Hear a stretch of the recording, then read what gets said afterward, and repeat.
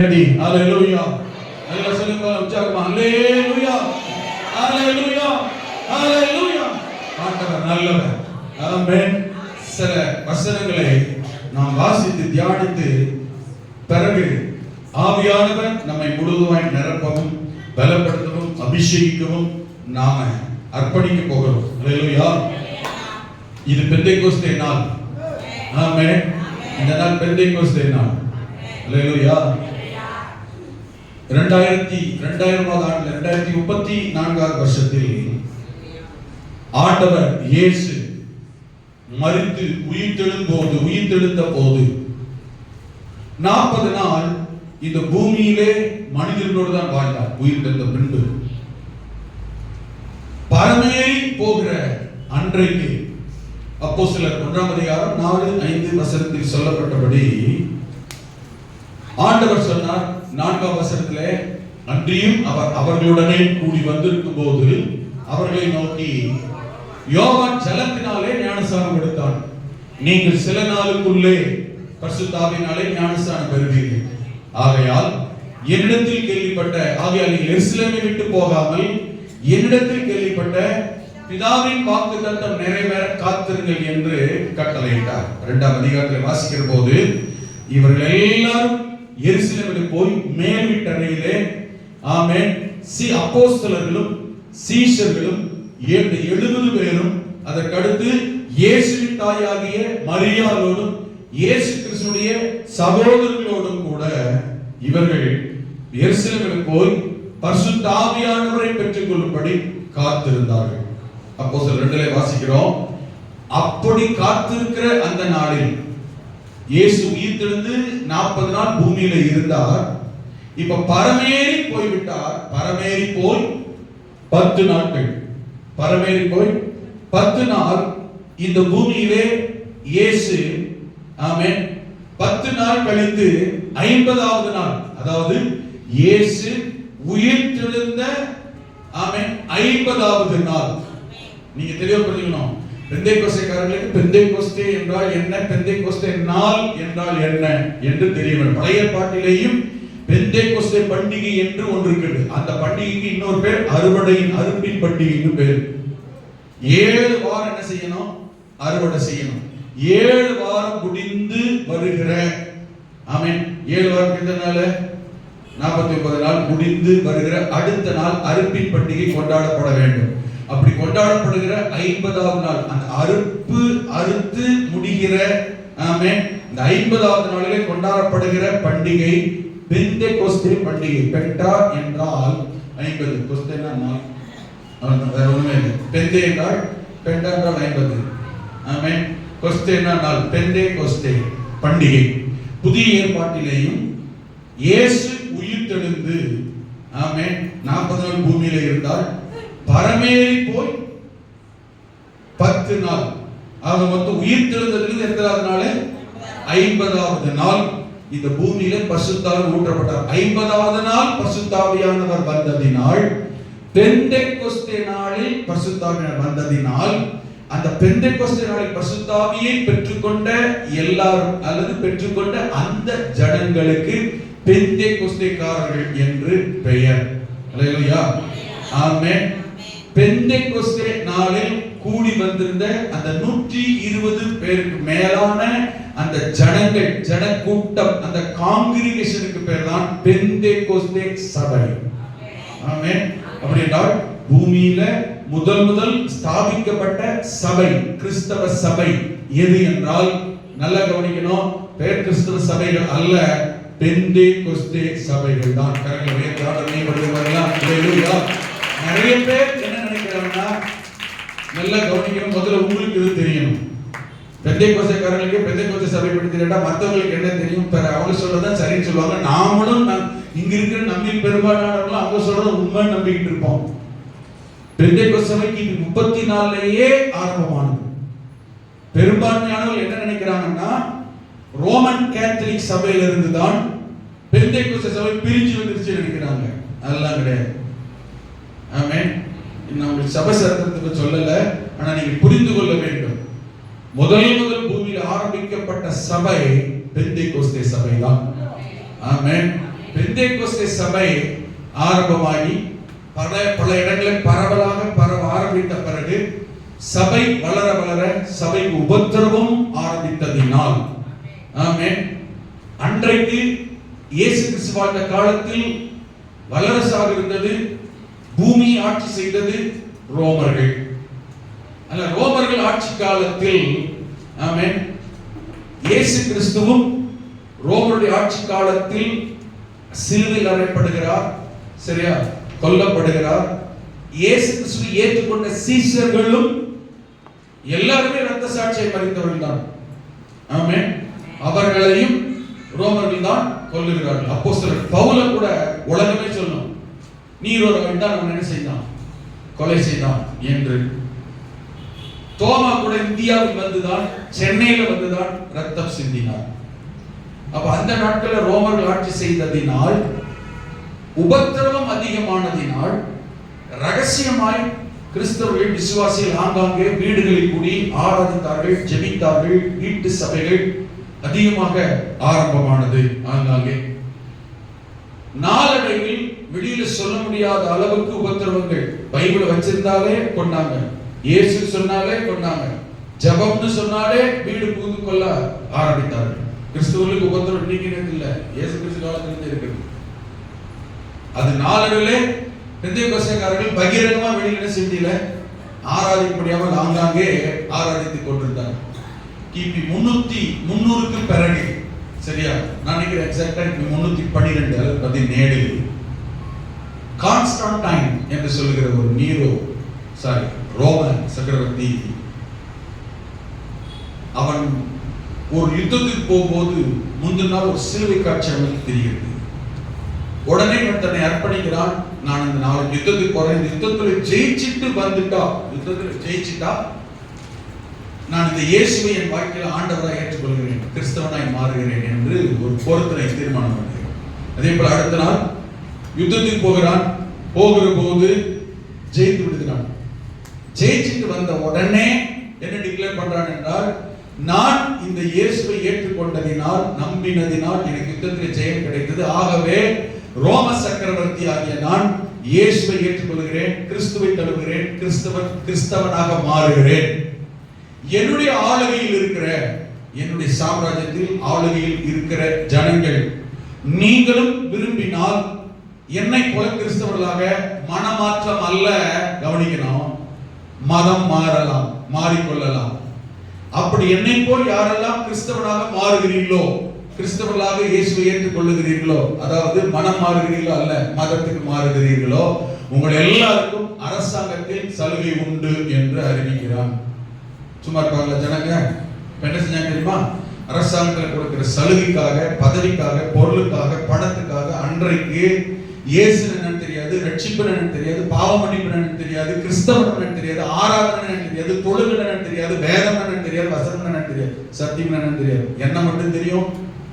கிறிஸ்தவனா மாறிட்டா அரசாங்க வேலை கிடைக்கும், சலுகை கிடைக்கும் அப்படின்னு சொல்லி, அப்பொழுதுதான் இந்த ரோம சக்கரவர்த்தியினால் ரோம சாம்ராஜ்யமே கிறிஸ்தவர்களாக மதம் மாறினார்கள். கிறிஸ்தவ முதல்ல மதமே இல்லை, மாறுகிறார்கள், கிறிஸ்தவத்தை ஏற்றுக்கொள்கிறார்கள். கிறிஸ்துவை ஏற்றுக்கொள்ளவில்லை, இதான் கவனிக்கணும். கிறிஸ்துவை ஏற்றுக்கொள்ளவில்லை, கிறிஸ்தவத்தை ஏற்றுக்கொண்டார்கள் உலக சலுகைக்காக. அதனால இன்னைக்கு உலகத்தார பாத்தீங்கன்னா உங்களை என்ன இன்னைக்கு வரைக்கும் கேட்கிறாங்க, சர்ச்சைக்கு போனீங்களே கிறிஸ்தவர்கள் எவ்வளவு கொடுத்தாங்க முடியும். அவங்க சும்மா கேட்கறது தப்பு இல்லை. எதன் அடிப்படையில் கேட்கிறாங்க என்றால், ஆரம்பம் எங்கதான், நீ இயேசு ஏற்றுக்கொண்டால் உனக்கு அரசாங்கத்துல வேலை, ஆமென், அரிசி ஃப்ரீ, உனக்கு எல்லாமே ஃப்ரீ. இப்ப என்னவா மாறுச்சுன்னா, ஊரே, உலகமே, நாடே மொத்தம் என்ன செய்யுது, முதல் கிறிஸ்தவனை மாட்டாங்க. கிறிஸ்தவனா மாறணும், பழையபடி என்ன செய்ய முடியாது, பழைய வழிபாட்டுக்கு போக முடியாது இல்லையா, கிறிஸ்தவ வழிபாட்டுக்கு வரணும். இப்ப கிறிஸ்தவ வழிபாட்டுக்கு வரணும்னா 5 பேர் 10 பேர் 100 பேர் வரலாம், ஆயிரக்கணக்கான ஜனங்களுக்கு முடிச்சு பேர் அவங்க எப்படி கிறிஸ்துவ நடத்துறது இவனுக்கே தெரியாது. ராஜாவுக்கு பைபிளும் தெரியாது, வசனம் தெரியாது, வேதமும் தெரியாது, எப்படி நடத்துறது? இப்ப டிக்ளேர் பண்ணுகிறான், யாருக்கெல்லாம் வேதம் தெரியுமோ அவங்களுக்கெல்லாம் அரசாங்க வேலை, யாரெல்லாம் போதிக்கிறீர்களோ அவங்களுக்கெல்லாம் போதகர் வேலை, மத போதகர்கள் வேலை. மத போதகர்களாய் போதிக்கிற, வசனம் தெரிஞ்சு போதிக்கிறவங்களுக்கு எல்லாம் தனி குவார்டர்ஸ், தனி வீடு, அரசாங்க சம்பளம், உத்தியோகம், பதவி, பட்டம்னு சொன்னா பாத்தீங்களா? அப்போ ஜனங்கள் வசனம் தெரிஞ்சவங்க, சொல்லி கேட்டவங்க, வேதம் தெரிஞ்சவங்க இப்ப வெளியில பப்ளிக்கா வர ஆரம்பிக்கிறாங்க. எனக்கு வசனம் தெரியும், எனக்கு பைபிள் தெரியும், எனக்கு வேதம் தெரியும். இவங்க எல்லாம் மத போதலாக்குறாங்க. அவங்க எல்லாம் யாருக்கு எவ்வளவு வசனம் தெரியுமா, வேதம் தெரியுமா, ஜெபம் தெரியுமா, அவங்க எல்லாம் அதுக்கு தகுந்த மாதிரி மாத்தினாங்க. ஆமென். ரோம்ல இந்த பெரிய மாற்றம் ஏற்பட்டதினால் அவர்கள் அப்படியே இயேசு ஏற்றுக்கொண்டு நாளடைவில் அப்படியே ஒரு அரசாங்கமாக இன்னை வரை தனி இருக்கு. இப்படிதான். ஆமென். வட்டிகன் அங்கதான் தலைமை பீடம் இருக்குது. இத்தாலி அவங்களுக்கு தனி சாம்ராஜ்யம். எந்த நாட்டுக்கும் அந்த நாடு கட்டக்கூடாது. தெரியுமா உங்களுக்கு? இத்தாலி இருக்கிற வட்டிகனோட நடைமுறை கேட்டீங்கன்னா எந்த நாடும் அதை கண்ட்ரோல் பண்ண முடியாது. அந்த நாட்டுக்கு தனி சட்டம், அதுக்கு ராஜா, அரசர், ஆண்டவர் எல்லாமே போகலாம். ரொம்ப பவர்ஃபுல்லான உலகத்திலே நம்பர் 1 பதவி இருந்தான். பவர்ஃபுல். தெரியுமா உங்களுக்கு? அப்போ தலைமைப்பிடம் மாறுகிறது, ஆட்சி மாறுகிறது, எல்லாமே மாற ஆரம்பித்து இவ வந்தவன சலுகைக்காகவும் அரசாங்கத்தான் உள்ள வர ஆரம்பித்த போது என்ன நடக்குன்னா, ஆங்கில ஜெபம் நடக்குது, இடங்கள், ஆலயங்கள், ஜெப கூடாரங்கள் கட்டப்படுகிறது. உள்ள வந்து பார்த்தா வந்தவனுக்கெல்லாம் என்ன இல்லை, வழக்கமா சாமி பார்த்து கூட்டு பழகிச்சா? கொஞ்சம் கவனிக்கணும். நம்மளுக்கு சிம்பிளா சொல்ல புரியுற மாதிரி வேத வசனம், ஆதாரம், சத்தியம், 4 நேரம், வருஷம் முதற்கொண்டு ஆதாரம் இருக்கு. இதெல்லாம் சபை சட்டத்தில் உங்களுக்கு ஏற்கனவே பல வருஷத்துக்கு முன்னாடி டீச் பண்ண வந்தவங்களுக்கு தெரிஞ்சிருக்கும். வந்தவங்க கும்பிட்டு உள்ள வந்து பார்த்தா நம்ம வழக்கமா என்னத்த சாமி போயிடும், எதை பார்த்து சாமி போட்டு பழக்கமாயிடுச்சு.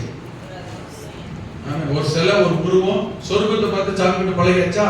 ஏசாமியத்துக்கு உள்ள வந்தவனுக்கு இங்க வந்து பார்த்தா என்ன இல்ல, சாமியே இல்ல. இப்ப நைஸா கேட்டாங்க, நீங்க என்னத்தையா பார்த்து சாமி கும்பிடுறது, புது வழிபாடு தெரியலையே. உடனே தான் ரைட்டு, ஒன்னும் பிரச்சனை இல்லை. நீங்க அதை பார்த்து, உருவத்தை பார்த்து, சொருபத்தை பார்த்து வழிபட்டதுனால, அப்படி நடந்ததுனால நீங்க பெருமனா என்ன செய்யுங்க, ஒரு சொருபத்தை வச்சுக்கலாம் அப்படின்னு சொல்லும் போதுதான் எதை வைக்கலாம், யாரை வைக்கலாம் யோசித்த போது இவங்களாம் முடிவு பண்ணாங்க, இயேசுவின் தாயை கும்பிடலாம். தாயை கும்பிடுற பழக்கம் எதனால வந்தது, எங்கிருந்து வந்தது, ஏன் இப்படி உள்ள நுழைந்தது என்றால், பழைய ஏற்பாட்டு காலத்தில் நிம்ரோத்துன்னு ஒருத்தன் கேள்விப்பட்டீங்களா? இந்த நிம்ரோத்து தான் முதலாய் தனக்கென்று சிலையையும் தன்னை வணங்க உயிரோடு போது சிலை ஏற்படுத்தினவன் தான் நிம்ரோத்து தான். அவனும் அவனுடைய தாய் பேர் செராமிஸ். அவனுடைய தாய் பேர் என்னது? செராமிஸ். அவன் அந்த காலத்திலே, பழைய ஏற்பாட்டு காலத்திலே ஆண்டவருக்கு விரோதமாய் அவன் எழுப்பி, அதனாலதான் ஆதியாகமம் 11ஆம் அதிகாரத்தை எடுத்து வாசித்தீங்கன்னா, ஆண்டவர் மனுஷன் கட்டின பாபேல் கோபுரத்தை பார்க்கும்படியாய் இறங்கினார். வந்து பார்த்துட்டு இனி பூமியில மனுஷனை ஒன்னா வாழ வைக்க கூடாதுன்னு சொல்லி பாஷையை தாறுமாறாக்கி பாபேல்ல இருந்து அவங்களை செதறம் பண்ணினார், செதறடித்தார். எதுக்கு அதை வந்து கோபுரத்தை செதறடிச்சார்னா, இந்த நிம்ரோத்து தான் அந்த கோபுரத்தை கட்டினவன் என்ன செஞ்சான்னா, பாபேல்ல இருக்கிற அவன் எல்லா மந்திர மாந்திரீக சக்திகளையும், கிட்டத்தட்ட அந்த பாபேல் கோபுரத்துல 1/3 பகுதி இருந்த அந்த கோபுரத்துல ஒரு 1/3 பகுதி இந்த அறைகள்ல மாந்திரீக எழுத்துக்களையும் விக்கிரக சொரூபங்களையும் வைத்து, தன்னுடைய உருவத்தை வைத்து, தன்னுடைய உருவத்தை மாத்திரம் வைத்தால் ஜனங்கள் ஏற்றுக்கொள்ள மாட்டார்கள் என்று சொல்லி தன் தாயாகிய செராமிஸினுடைய உருவத்தையும் கொண்டு வந்து வைத்தான். செராமிஸ தாயை வச்சுட்டு, தாயின் மகனை பிரிக்க கூடாது, எதிர்காலத்தில் தன்னை வணங்க வேண்டும் என்பதற்காக இந்த நிம்ரோத்து அவன் தாயாகிய செராமிஸ் கையில தன்னை ஒரு குழந்தை வடிவத்தில் தயார் பண்ணி தாய் கையில குழந்தை கொடுத்து கொண்டு வந்து உள்ளே வைத்திருந்தான். ஏராளமான மாந்திரீக மந்திர விக்கிரக சொரூபங்கள் இருந்ததினால் தேவன் பாபேல் கோபுரத்தை பார்க்கும்படி வந்து பார்த்தவர் அதில் அருவருப்பை கண்டு இவனை நம்பி, இவனை பின்பற்றி, இவனால ஜனங்கள் கெட்டு போக கூடாதுன்னு சொல்லி பாஷையை தாறுமாறாக்கி செதறடித்தார். அந்த வழிபாட்டுல, அந்த நம்பிக்கையில ஜனங்கள் செதறி இருந்தாங்க இல்லையா? செதறடிக்கப்படும் போது எந்த வழிபாட்டு, எந்த நம்பிக்கையில?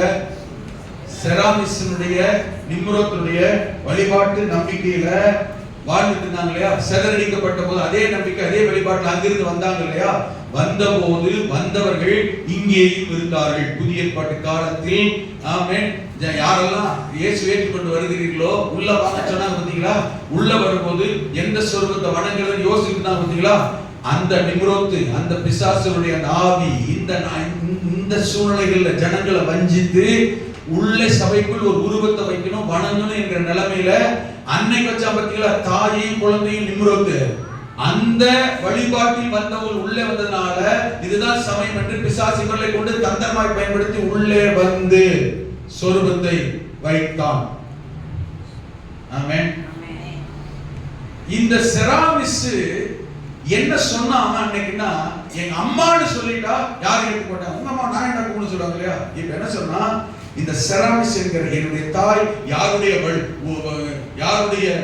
வெளிப்பாடு, யாருடைய உருவம், யாருடைய என்ன சொல்றது, யாருடைய மாதிரி சொன்னா, வானத்தினுடைய அரசி, வானராக்கினி, விண்ணரசி எங்க அம்மா உடனே வச்சுட்டு ரெடி பண்ணாங்க. இப்ப உள்ள வந்த ஜனங்களுக்கு இப்ப யார் இருக்கிறது? ஆமென். உலகத்தில் தாயை சிறந்த கோயிலும் இல்லை, தந்தை சொல்மிக்க தாயோட யாரா பெருசுன்னா, அம்மா எப்படிப்பட்டவளா இருந்தாலும் பரவாயில்ல, அம்மா தான் பெருசு. கையில கட்ட யாரா? ஆமா அப்படின்னா குழந்தை பிரிக்க முடியாது. இதுதான் நாடுல உள்ளே வந்தது. உள்ளே வந்ததுக்கு விவரம் புரியல. கடல் வரவங்கெல்லாம் சொன்னா, நீ ஏடா கிறிஸ்தவ கோயில் இப்படி ஒரு சிலை செஞ்சு, இது யார் என்னன்னு கேட்டான். அந்த இடம் எது? அந்த இடம் எது? சர்ச்சி. சர்ச்சி கிறிஸ்தவனது. இப்ப கிறிஸ்தவனை நம்ம வைக்கணும் இடம் சொல்லணும். இந்த சிலை யாருது? அம்மாடா. என்ன அம்மாடா? இயேசுவோட அம்மாடா. சரி, கையில இருக்கிறது யாரா? இயேசு தான்டா. இதான் யோசிக்கணும். இன்று வரையிலும் எந்த ரோமன் கேத்தலிக் சபையிலும் சிலையில தாயா இருக்கிறது இயேசுவின் தாயும் அல்ல, கையில் இருக்கிற குழந்தை இயேசுவும் அல்ல. அது செராமிஸ். கையில் இருக்கிற குழந்தை நிம்ரோத். இன்னைக்கு இன்னொரு ரகசியம் தெரியுமா? கிபி 350 வருஷம் இயேசு கிறிஸ்து மரித்து உயிர்த்தெழுந்த பிறகு கிட்டத்தட்ட 350 வருடங்களாக கிறிஸ்தவத்தை குறிப்பதற்கு சிலுவை என்கிற குறியீடே கிடையாது. சிலுவை குறியீடு இயேசு கிறிஸ்து மரித்து உயிர்த்தெழுந்த பிறகு கிட்டத்தட்ட 350 வருஷமா என்ன கிடையாது. இன்னைக்கு சர்ச்சினா மேல என்ன இருக்கும்? சிலுவைன்னு ஒரு இடத்துல பாத்தீங்கன்னா அது என்னது? சர்ச் அல்லது கிறிஸ்துவ குறியிருக்கிற சிலுவைன்னு சொல்லிட்டாலே என்னது? கிறிஸ்துவ தான் குறிக்கும். அது இயேசு மரித்து உயிர்த்தெழுந்து கிட்டத்தட்ட 350 வருஷமா என்ன கிடையாது? சிலுவையே கிடையாது. சபையில சர்ச்சில் கொண்டு வைக்கும் போது இருந்த அடையாள உருவம் இப்படி நாமம் போட்ட ஒரு உருவம் தான் அந்த அம்மா கையில இருந்து. இத வச்சாக்க கிறிஸ்துவுக்கு என்ன சம்பந்தம் அப்படி ஜனங்க கேட்டு குழம்பிடுவாங்க, ஏற்றுக்கொள்ள மாட்டார்கள் என்பதற்காக பிசாசு மிகவும் பயங்கரமாய் பயன்படுத்தின தந்திரம் தான் இந்த போர்டுல இப்படி நாமவடியில போட்டிருந்த அந்த சிம்பல அப்படியே நேராக்கணும். இப்படி போட்டிருந்தத நேராக்கணும். நடுவுல சிந்தர நேரா எழுதுட்டான். சிலுவையா வச்சு இப்படி வச்சுட்டா யாரை குறிக்கும்? இதுலதான் யார் அரைஞ்சாங்க? அதுவரையிலும் இந்த சிலுவை மரம் என்ன அடையாளம் என்றால், ஒருத்தனை கூட்டு அவன் சரீரத்திலோ எங்கேயோ இந்த சிலுவைங்கிற அடையாளத்தை பதித்து விட்டால், வீட்டுல ஒட்டிட்டா, அவன் மேல குத்திட்டா என்ன அடையாளம் தெரியுமா? இவன் சிலுவையில் அறையப்பட வேண்டிய, சிலுவையில் கொல்லப்பட வேண்டியவன் என்கிற கொலை குற்றத்துக்காக, கொலை செய்வதற்காக பயன்படுத்தப்பட்ட கொலை குறியீடு தான் அந்த சிலுவை. அதனாலதான் இயேசுவை வேற எந்த அடையாள குறியீடுலையும் என்ன செய்யல, அவரை கொல்லல, சிலுவை மரத்தில் அவரை கொண்டாங்க.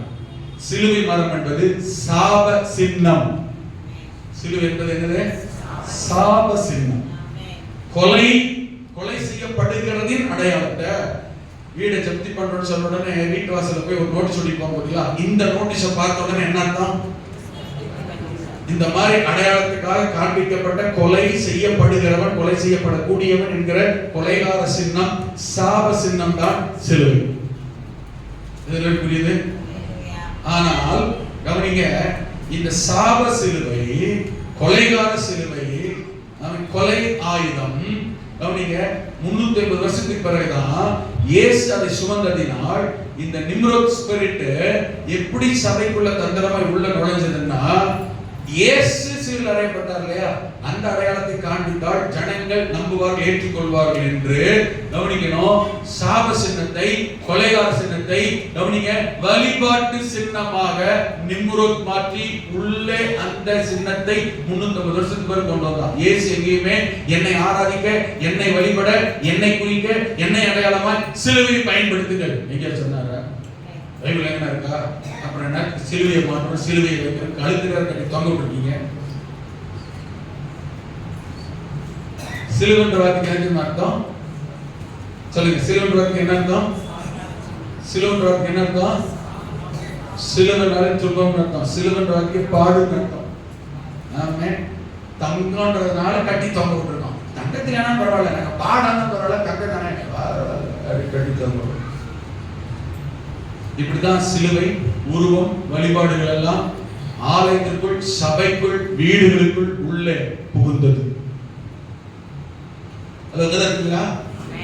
அதுக்கு பிறகுதான் இந்த கிபி 300 விழுந்தது பிறகுதான் நாமே ஜனங்கள் நிறைய விஷயத்துக்கு உங்களுக்கு எல்லாம் சொல்ல முடியாது. ஜனங்கள் இந்த மத குருமார்களை தான் நம்பணும். அன்னைக்கு ராஜாக்கள் ஆட்சி தானே, ராஜாவா மத குருமாரா யார் ஜனங்களுக்கு செல்வாக்கு மிகுந்தவர்கள் என்கிறதை நிரூபிக்கும் கட்டாயம் வந்த போது ராஜா சொன்னாரு, உனக்கு படியலங்கிறதே நான் தான். மத குருமார்கள் சொன்னார்கள், உனக்காக கடவுள்கிட்ட பிரார்த்தனை பண்ணி உன்னைய வாழ வைக்கிறதே நான் தான். அப்படி இவர்களுக்கு வருங்காலத்துக்கு பிரச்சனை வந்த போது மத குருமார்கள் ஜனங்களை தன்வசப்படுத்தி கொள்ள நினைத்தார்கள். ராஜாவை நம்பி போகாம, ராஜாவை சார்ந்திருக்காம மத குருமார்களை தான் நாம சொல்றதா நம்பணும், நான் சொல்றதை ஏற்றுக்கணும் அப்படி என்பதற்காக உடனே மத குருமார்கள் தங்களுக்கு, நான் சொல்றதுல உங்களுக்கு கதை மாதிரி இருக்குங்க, பைபிள் சரித்திரம், சபை சரித்திரம், இதெல்லாம் மாற்ற முடியாது, இதெல்லாம் இருக்கு. விளங்குதா? உங்களுக்கு சும்மா சொல்றதுனால உடைய பாசத்தை தெரிஞ்ச கதையை உருவாடுறீங்களா? இதெல்லாம் சபை சரித்திரம், இதெல்லாம் உண்மை, இதெல்லாம் இன்னும் சபை சரித்திரங்களுக்கு எடுத்து வாசி பாருங்க. அதான் முதல்ல சொல்றேன், நேர காலம், டைம், டேட் முதல்ல கொண்டு இருக்கு. என்னன்னைக்கு எந்தெந்த ராஜா யார் யார் காலத்தில் என்னென்ன நடந்தது. அப்படிப்பட்ட சூழ்நிலையில தான் மத குருமார்கள் என்ன செய்ய ஆரம்பித்தார்கள்? நல்ல கவனிங்க, தங்கள் ஜனங்களை தங்கள் வசப்படுத்திக் கொள்வதற்காக வேதத்தை ஒதுக்கினார்கள். நல்ல கவனிங்க, தங்களுக்கு சட்டத்தை ஏற்படுத்தினார்கள். என்ன அல்லாம நீ சாமியை பார்க்க முடியாது, என்ன அல்லாம ஜபத்தை பார்க்க முடியாது, என்ன அல்லாம நீ ஆசிரியக்கப்பட முடியாது அப்படி சொல்லி வேதத்தை புறம்பே தள்ளிவிட்டு தங்களுக்கு என்று சட்ட புஸ்தகங்கள், ஜப புஸ்தகங்கள், ஆராதனை புஸ்தகங்கள், ஒழுங்கு புஸ்தகங்கள் எல்லாம் அவர்களாகவே தங்களுக்கு என்று உருவாக்கி கொள்ள ஆரம்பித்தார்கள், எழுத ஆரம்பித்தார்கள். அப்போ உடனே சட்டம் போட்டாங்க, இவங்க நாங்க தங்களை நம்பணும்னு சொன்னா பைபிள் வாசிக்க ஆரம்பிச்சா நம்மளை என்ன செய்ய மாட்டாங்க, நம்ப மாட்டாங்க, நம்மளை மதிக்க மாட்டாங்க, கீழ்ப்படிய மாட்டாங்க. அப்போ இவங்களை பைபிள் வாசிக்க கூடாதுன்னு சொல்லி வேதம் வாசித்தால் வேதம் வைத்திருக்கிறவர்களையும் வாசிக்கிறவர்களையும் கொல்ல ஆரம்பித்தார்கள். உலகத்துல ஒரு உண்மை என்ன தெரியுமா? கசப்பான உண்மை, கண்ணீர் விட வேண்டிய ஒன்று தெரியுமா? உலகத்துல வேதம் வைத்திருந்ததினால், ஜெபித்ததினால், ஆமென், வேதத்தை வாசித்ததினால், போதித்ததினால், ஆமென், கொலை செய்ய கொல்லப்பட்டது அந்நியர்களால் அல்ல, கிறிஸ்தவர்கள் என்று சொல்லிக்கொண்ட கிறிஸ்தவர்களாலேயே வேதம் வாசிக்கப்பட்டவர்களும் ஜெபித்தவர்களும் கொல்லப்பட்டார்கள். தெரியுமா? மத குருமார்களால் கொல்லப்பட்டார்கள். ஏன் தெரியுமா? இவன் வேத வாசிக்க கண்ணு திறந்துடும், வேத வாசகர் நம்ம சொல்ல கேட்க மாட்டான், வேத வாசகர் விசுவாசம் வந்துடும். ஆமே, அப்ப நாமெல்லாம் ஒண்ணுதான் லெவலுக்கு வந்துடும் சொல்லி வேதம் இருக்கிற வீடுகளில் புகுந்து பிள்ளைகள், குழந்தைகளை எல்லாம் கிறிஸ்தவர்களை, மத குருமார்களை கொன்றார்கள். அவ்வளவு கொடுமை தெரியுமா? அதனால ஜனங்கள் வேதம் வைத்திருக்கிறது பயந்தார்கள், வேதம் வாசிக்கிறதை மறுத்தார்கள். ஆனா ஜபத்துக்கு போவாங்க, சபைக்கு போவாங்க, ஆலயத்துக்கு போவாங்க. இவர் என்ன சொல்றாரோ இதுதான் வேதம், இதுதான் மந்திரம், இவர் சொல்லுகிறவர் தான் கடவுள் ஸ்தானத்துக்கு உயர்த்தப்பட்டபடியினால் உலகத்துல ஆண்டவர் என்று அழைக்கப்படும், ஆண்டவருடைய ஸ்தானத்திற்கு தன்னை உயர்த்தி அழைக்கும்படி ஜனங்களை உருவாக்கினவர்கள் இந்த மத குருமார்கள். அதனாலதான் இன்னைக்கு வட்டிக்கன்ல இருக்கிற அந்த தலைமை பீடத்தில் இருக்கிறவருக்கு என்ன பேர் தெரியுமா? என்ன பேரு? ஜான்சன் பிரதர் வெளிப்படுத்தாரு. சரித்திரத்தை சொன்ன பிரதர் தூக்கமா தான் கோயம்புத்தூர் காலையில் வந்தீங்களோ?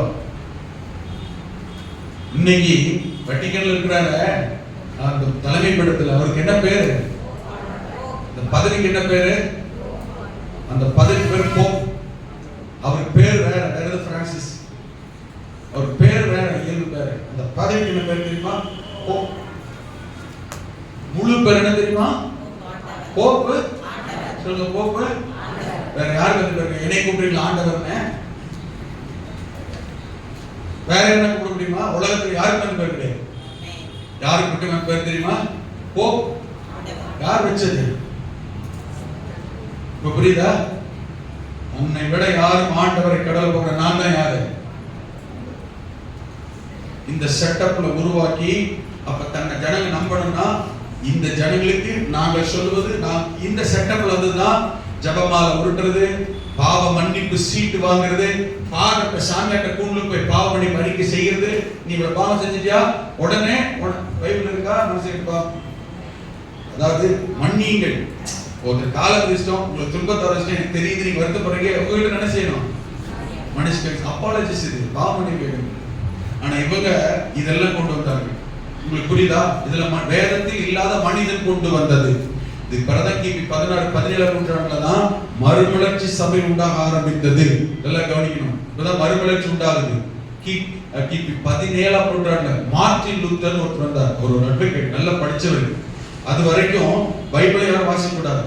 இவர் கையில ஒரு லைப்ரரியில ஒரு பைபிள் கிடைக்குது. மார்ட்டின் லூத்தர் கையில லைப்ரரியில போய் இவர் லாஸ்ட் ஆஃப் புக் வாசிக்கும் போது இவர் கையில பைபிள் சிக்கிருச்சு. லைப்ரரின்றதுனால அந்த பைபிள் எடுத்து வாசிக்கும் போதுதான் மனுஷன் கிரியைகளினால் நீதிமானாக்கப்படுகிறது இல்லை.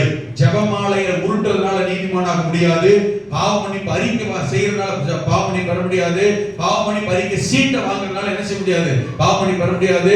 இயேசுவின் இரத்தத்தாலும் இயேசுவின் மேல் விசுவாசத்தால் பைபிள் இருக்குறீங்களா? நசரேயனாகிய இயேசுவை உன் வாயினாலே அறிவித்து தேவன் அவரை மரித்தொழுது உயிர்த்தெழ செய்தார் என்று நீ இருதயத்தில் விசுவாசித்தால் அறிக்கை செய்தார். அதன் பாவங்களை மறைக்கிற வாழ்வடைய மாட்டான். அறிக்கை செய்து விட்டு விடுகிறேன் எவனோ இரக்கம் பெறுவான். இயேசு கிறிஸ்துவின் இரத்தம் தான் சகல பாவங்களை நீக்கி நம்மை சுத்திகரிக்கும். இரண்டாவது, அவன் விசுவாசத்தினாலே நீதிமான் பிழைப்பான். இந்த வார்த்தை வசனங்கள் வேதத்துல வாசிக்க வாசிக்க வாசிக்க வாசிக்க என்னடா கிறிஸ்டியானிட்டி கிறிஸ்தவத்துல நமக்கு போதித்தது வேற, நம்முடைய சபையில போதிக்கிறது வேற. ஆனால் பரிசுத்த வேதாகமத்தில் எழுதி இருக்கிறது 100% அப்படியே மாறுதலா இருக்கிறதே. அப்படி என்றால் வேதத்தில் இருக்கிறது இவர்கள் மத போதகர்கள் போதிக்கிறதில்லை, அறிவிக்கிறதில்லை, டீச் பண்றதில்லை, வாசிக்க விடுகிறது இல்லை என்று அவர்தான் முதலாக மார்ட்டின் லூத்தர் தான் சபைக்கு வெளியில நீ இட்டா விசுவாசத்தால் நீதிமான் பிழைப்பான் என்கிற சட்டத்திட்டங்களை எல்லாம் எழுதி சர்ச்சை வாசல் வச்சிட்டார். இதுதான் உண்மை. பைபிள்ல சபையில நம்ம என்ன செய்றாங்க? பைபிளுக்கு புறம்பான காரியங்களை போதிக்கிறாங்கன்னு சொல்லி அவர் சொல்ல அதை பார்க்க 4 ஜனங்கள் கண் திறக்கப்பட அவர்கள் எல்லாம் எதிர்ப்பு தெரிவிக்க ப்ரொடெஸ்ட் பண்ணி புரட்சி பண்ணி அந்த சபையிலிருந்து வெளியே வந்தார்கள். அதுல தான் புராட்டஸ்டன்ட் சபைகள்.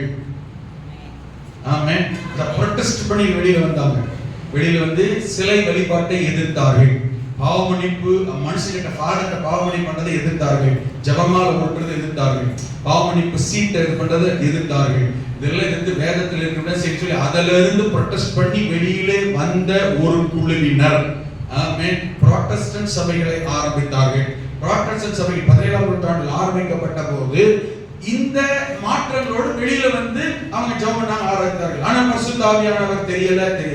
1919ஆம் நூற்றாண்டுல 1900ஆம் வருஷத்துல தான் நல்லா கவனிங்க, ஒரு பெரிய ஒரு கூடுகை அமெரிக்கால லாஸ் ஏஞ்சல்ஸ் நகரத்துல எல்லாரும் சேர்ந்து கூடி ஆராதிக்கிற ஒரு வேதாந்த கல்லூரியில எல்லாரும் சேர்ந்து ஆராதிக்கிற போது அப்போஸ்தலர் நடவடிக்கையில ஒரு ப்ரொஃபசர் டீச் பண்றார் ஜனங்களுக்கு, ஸ்டூடண்ட்ஸ்க்கு டீச் பண்ணும்போது அவங்களுக்கு மனசுக்குள்ள தோன்றுகிறது, நாம இன்னைக்கு ஏன் இந்த அனுபவம் இல்லை?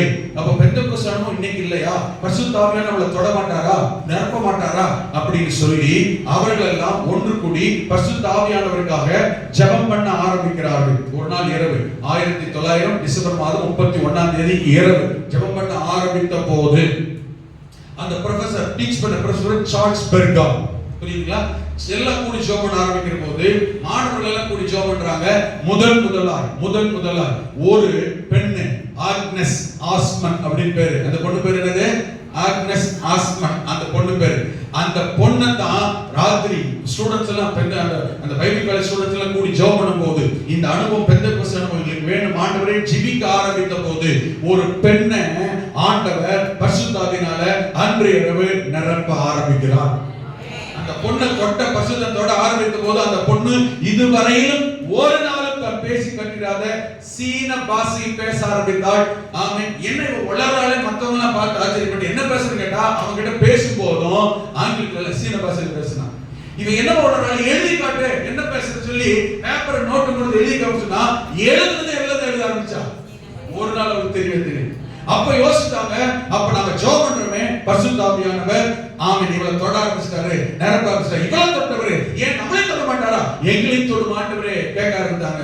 எல்லாரையும் பரிசுத்த ஆவியானவர் தொட ஆரம்பித்தார். அந்நிய பாஷை பெற்றுக் கொண்டார்கள், அபிஷேகத்தில் நிரம்பினார்கள். ஆமென். அங்கே அந்த ஜெபம் தொடர்ந்து நடைபெற ஆரம்பித்தது. நிக்கவே இல்லை, தொடர்ந்து நடக்கிற ஜெபம். யாரெல்லாம் வந்தார்களோ ஆமென் அவங்க எல்லாம் தொட்டாரு, அவங்க எல்லாம் நிரப்பினாரு.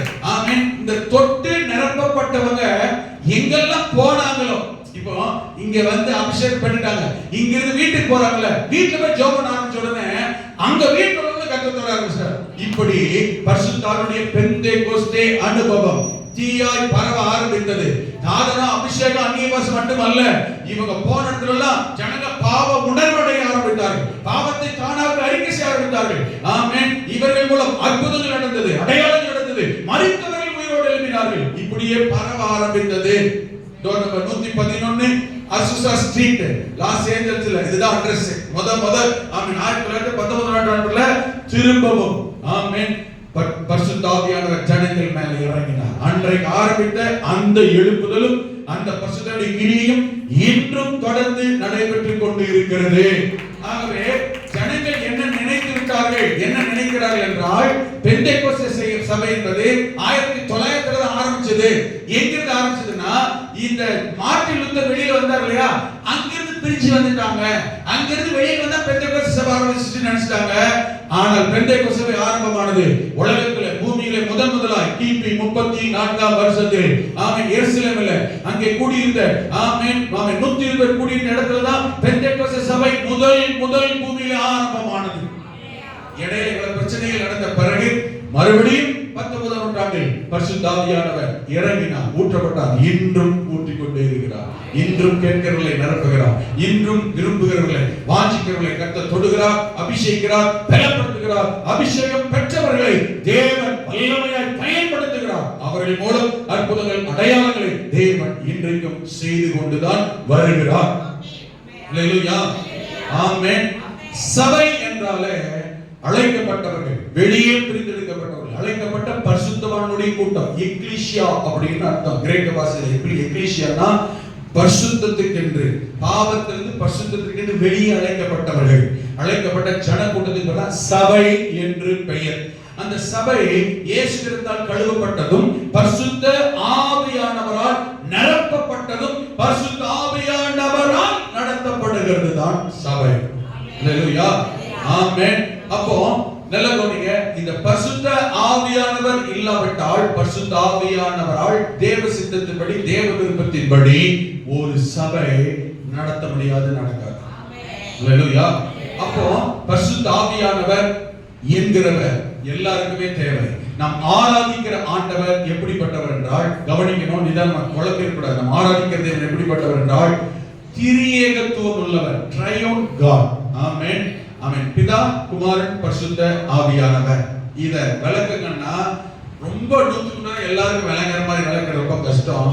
ஆனா உங்களுக்கு புரியுற மாதிரி சிம்பிளா சொல்லணும்னா, பிதா, குமாரன், பரிசுத்த ஆவியானவர் என்கிறவர் ஆமென் 3 ஆளத்துவத்தில் இருந்து ஒரே ஒருத்தர் தான் 3 நிலைமைகளில் செயல்படுகிறவர். ஆமென். அது இது நிறைய சொல்ல தேவை, ஒரே ஒரு மனுஷன் எடுத்துக்கலாம். இப்ப என்ன எடுத்துக்கங்க, உங்களுக்கு நான் யாரு, என் மனைவிக்கு யாரு, என் மகளுக்கு யாரு, அது எப்படி நான் இருக்க மாட்டேன். எப்படி ஒருத்தரே சபை பாஸ்டராகவும், ஒரு லேடி கணவராகவும், ஒரு மகளுக்கு தகப்பனாகவும் எப்படி ஒரே நபர் நாளை இருக்க பாஸ்டர். உங்களை எடுத்துக்கங்க சகோதரிகளை. ஆமென்.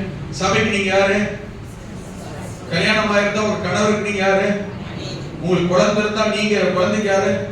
அதெல்லாம் ஒத்துக்க முடியாது. ஒத்துக்கிறீங்களா, ஒத்துக்க மாட்டீங்களா? இப்படிதான் ஆண்டவர் ஒருவர் தான், பிதாவும் அவரே, நமக்காக சிலுவையில் ரட்சிப்பை உண்டு பண்ணும்படி மனிதனாய் பிறந்தவரும் அவரே. பரமேறி போய் பரிசுத்த ஆவியானவராய் செயல்பட்டு பரிசுத்த ஆவியானவராய் செயல்பட்டு கொண்டிருக்கிறவரும் அவரே. அல்லேலூயா, ஆமென். இப்போ உங்க நடுவுல 3 பேர் 3 தன்மையில் இருக்கிற நான் ஒருவனாக இருக்கிறேன். இப்போ நீங்க பாஸ்டர்னு ஒரே நேரத்துல கூப்பிட முடியும், நான் தான். இங்க உட்கார்ந்து இருக்கிற இந்த அம்மா என்னைய திடீர்னு எங்க அம்மா இல்ல, இந்த அம்மா என்னைய ஒரு லேடி என்னைய அத்தான் அப்படின்னு கூப்பிட்டாங்க, நானே. ஆமென். கீழே உட்கார்ந்து ஒரு பொண்ணு என்னைய திடீர்னு கூப்பிடுது அப்பா அப்படின்னு, அதுவும் இப்படி அப்படி 3 பாஸ்டர்ன்றாங்க. அப்படி நீ பாஸ்டர் தனியா தானே நிக்கணும். கணவன் அத்தான் கூப்பிடுறாங்க, புருஷன் புருஷனுக்கு தனியா தான் நிக்கணும் அப்படின்னு சொல்ல முடியும். நீங்க எப்படி கூப்பிட்டாலும் யாரா தான் இருக்கிறேன், ஒரே நபர். பிதா என்றாலும் அவரே பிதாவாய் இருந்தார், இன்றும் இருக்கிறார். குமாரனாய் இரட்சகராய் இயேசுவாய் பூமியிலே மனிதனாய் பிறந்தார், உங்களுக்காக எனக்காக வாழ்ந்தார். அல்லேலூயா. பரமேறி போயிருக்கிறார், கண்ணுல பார்க்க முடியாது. இப்ப யாரா இருக்கிறாரு, பரிசுத்த ஆவியானவரா இருக்கிறார்.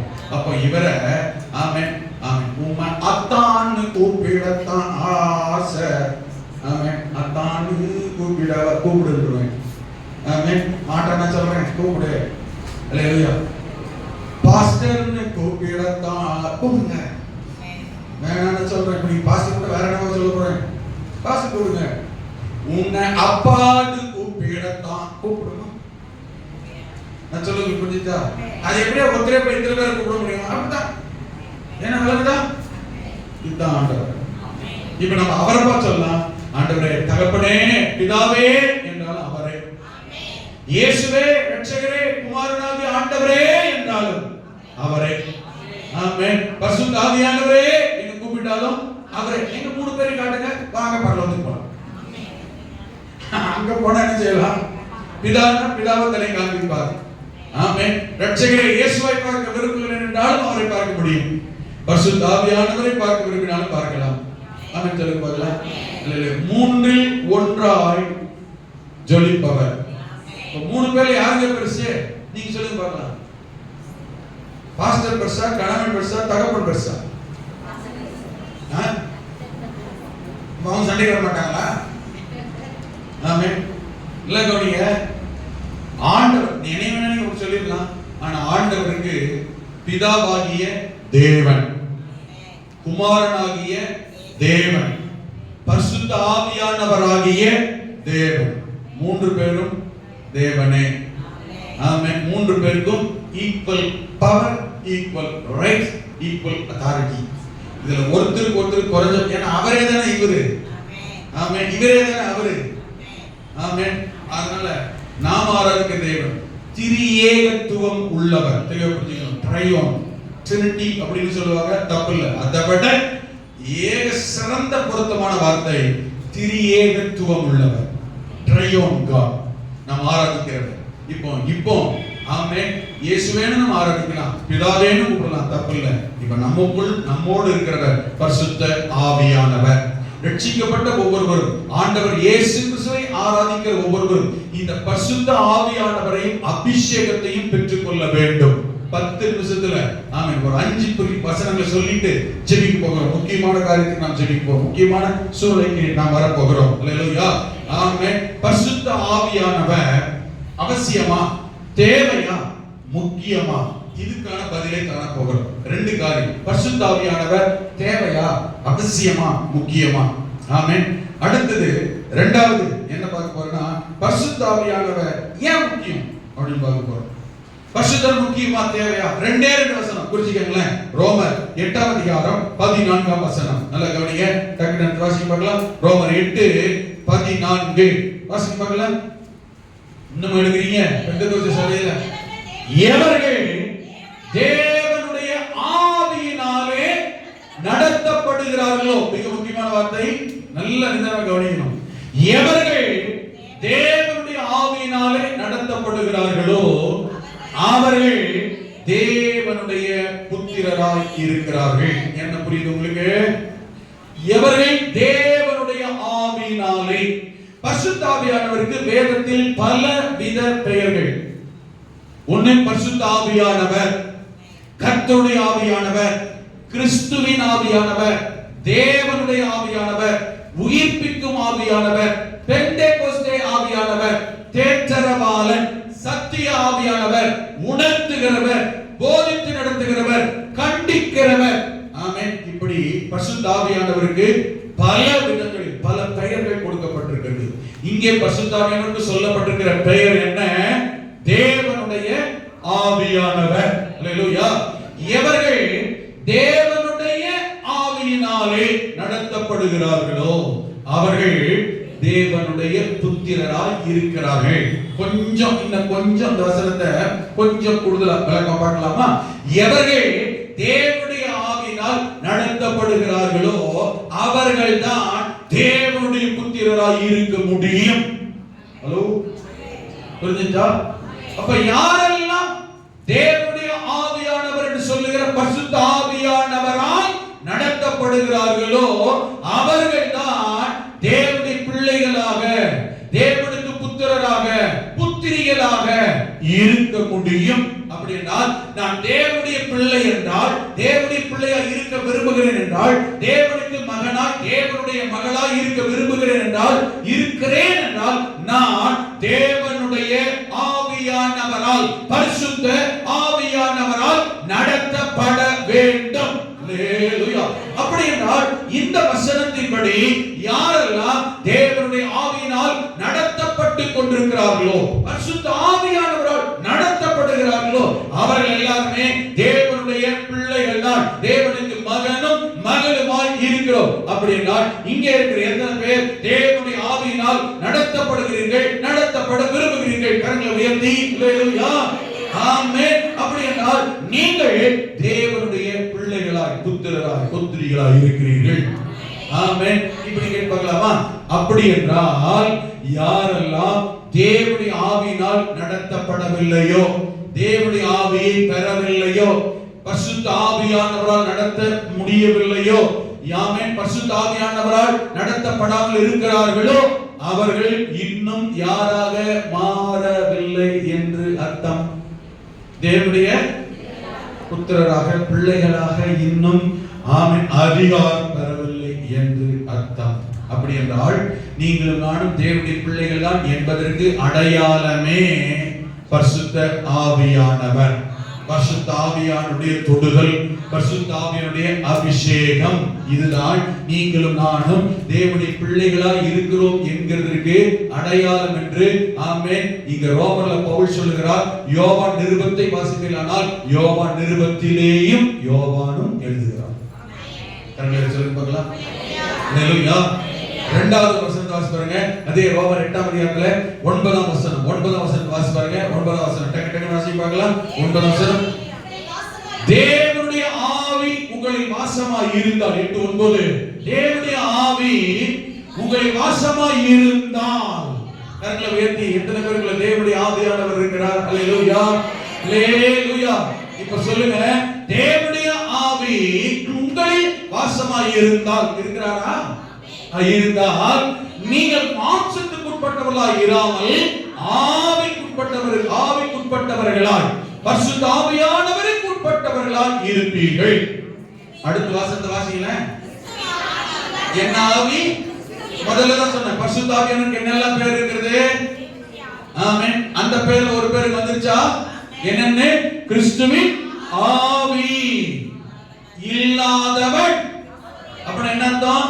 யாரெல்லாம் யாருக்குள்ளெல்லாம் கிறிஸ்துவின் ஆவி இல்லையோ, யாரெல்லாம் இன்னும் பரிசுத்த ஆவியானவரை பெறலையோ, யாரெல்லாம் பெற விரும்பலையோ, யாரெல்லாம் பெற்றுக்கொள்ள அவன் விரும்பாமல் தடைப்பட்டுகிறார்களோ, நம்பாமல் இருக்கிறார்களோ, பெற்றுக்கொள்ளவில்லையோ, வேதம் சொல்லுகிறது நான் அல்ல, அப்படி கிறிஸ்துவின் ஆவி இல்லாதவன், பரிசுத்த ஆவி இல்லாதவன் அவருடையவன் அல்ல. ஆமென். பரிசுத்த ஆவியானவர் இல்லாவிட்டால், பரிசுத்த ஆவியின் நிறைவு, தொடுதல், பரிசுத்த ஆவியானவரை பெற்றுக் கொண்டதின் அடையாளம் ஆமென் அபிஷேகம். அபிஷேகத்தின் வெளிப்பாடு அந்நிய பாஷை. அல்லேலூயா. வேதத்தில் நல்ல கவனிங்க, இந்த பரிசுத்த ஆவியை, அந்நிய பாஷையை, அபிஷேகத்தை யாரெல்லாம் பெற்று பெற்றிருக்கிறார்களோ அவர்கள் எல்லாம் ஆமென் பரலோக பாஷையாகிய தூதர்களின் பாஷையாகிய அந்நிய பாஷைன்னு சொல்லுகிற பற்பல பாஷைகளை பேசினார்கள். அப்போஸ்தலர் 2ஆம் அதிகாரத்திலே பெந்தேகோஸ்தேயின் நாள் வந்தபோது அவர்கள் எல்லாம் ஒருமனப்பட்டு ஓரத்தில் கூடி வந்திருந்த போது அல்லாமலும் பலத்த காற்றடிக்கிற முழக்கம் போல சடுதியால் வானத்தில் ஒரு முழக்கம் உண்டாகி அவர்கள் உட்கார்ந்திருந்த வீடு முழுவதையும் நிரப்பிற்று. அல்லாமலும் அக்னிமயமான நாவுகள் போல பிரிந்திருக்கும் நாவுகள் அவர்களுக்கு காணப்பட்டு அவர்கள் ஒவ்வொருவர் மேலும் வந்து அமர்ந்தது. அவர்கள் எல்லாரும் பரிசுத்த ஆவியினால் நிரப்பப்பட்டார்கள்.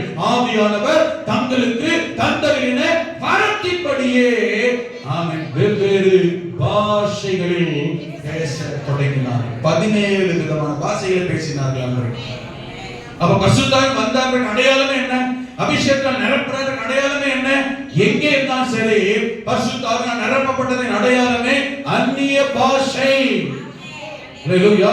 இன்னைக்கு அநேகர் சொல்கிறார்கள் அந்நிய பாஷை என்பது கிடையாது, அந்நிய பாஷை என்பது உலக பாஷை, அந்நிய பாஷை என்பது தபல பாஷை, இவங்களா உன்ன பேசுறாங்க, இவங்களா உன்ன உளறாங்க.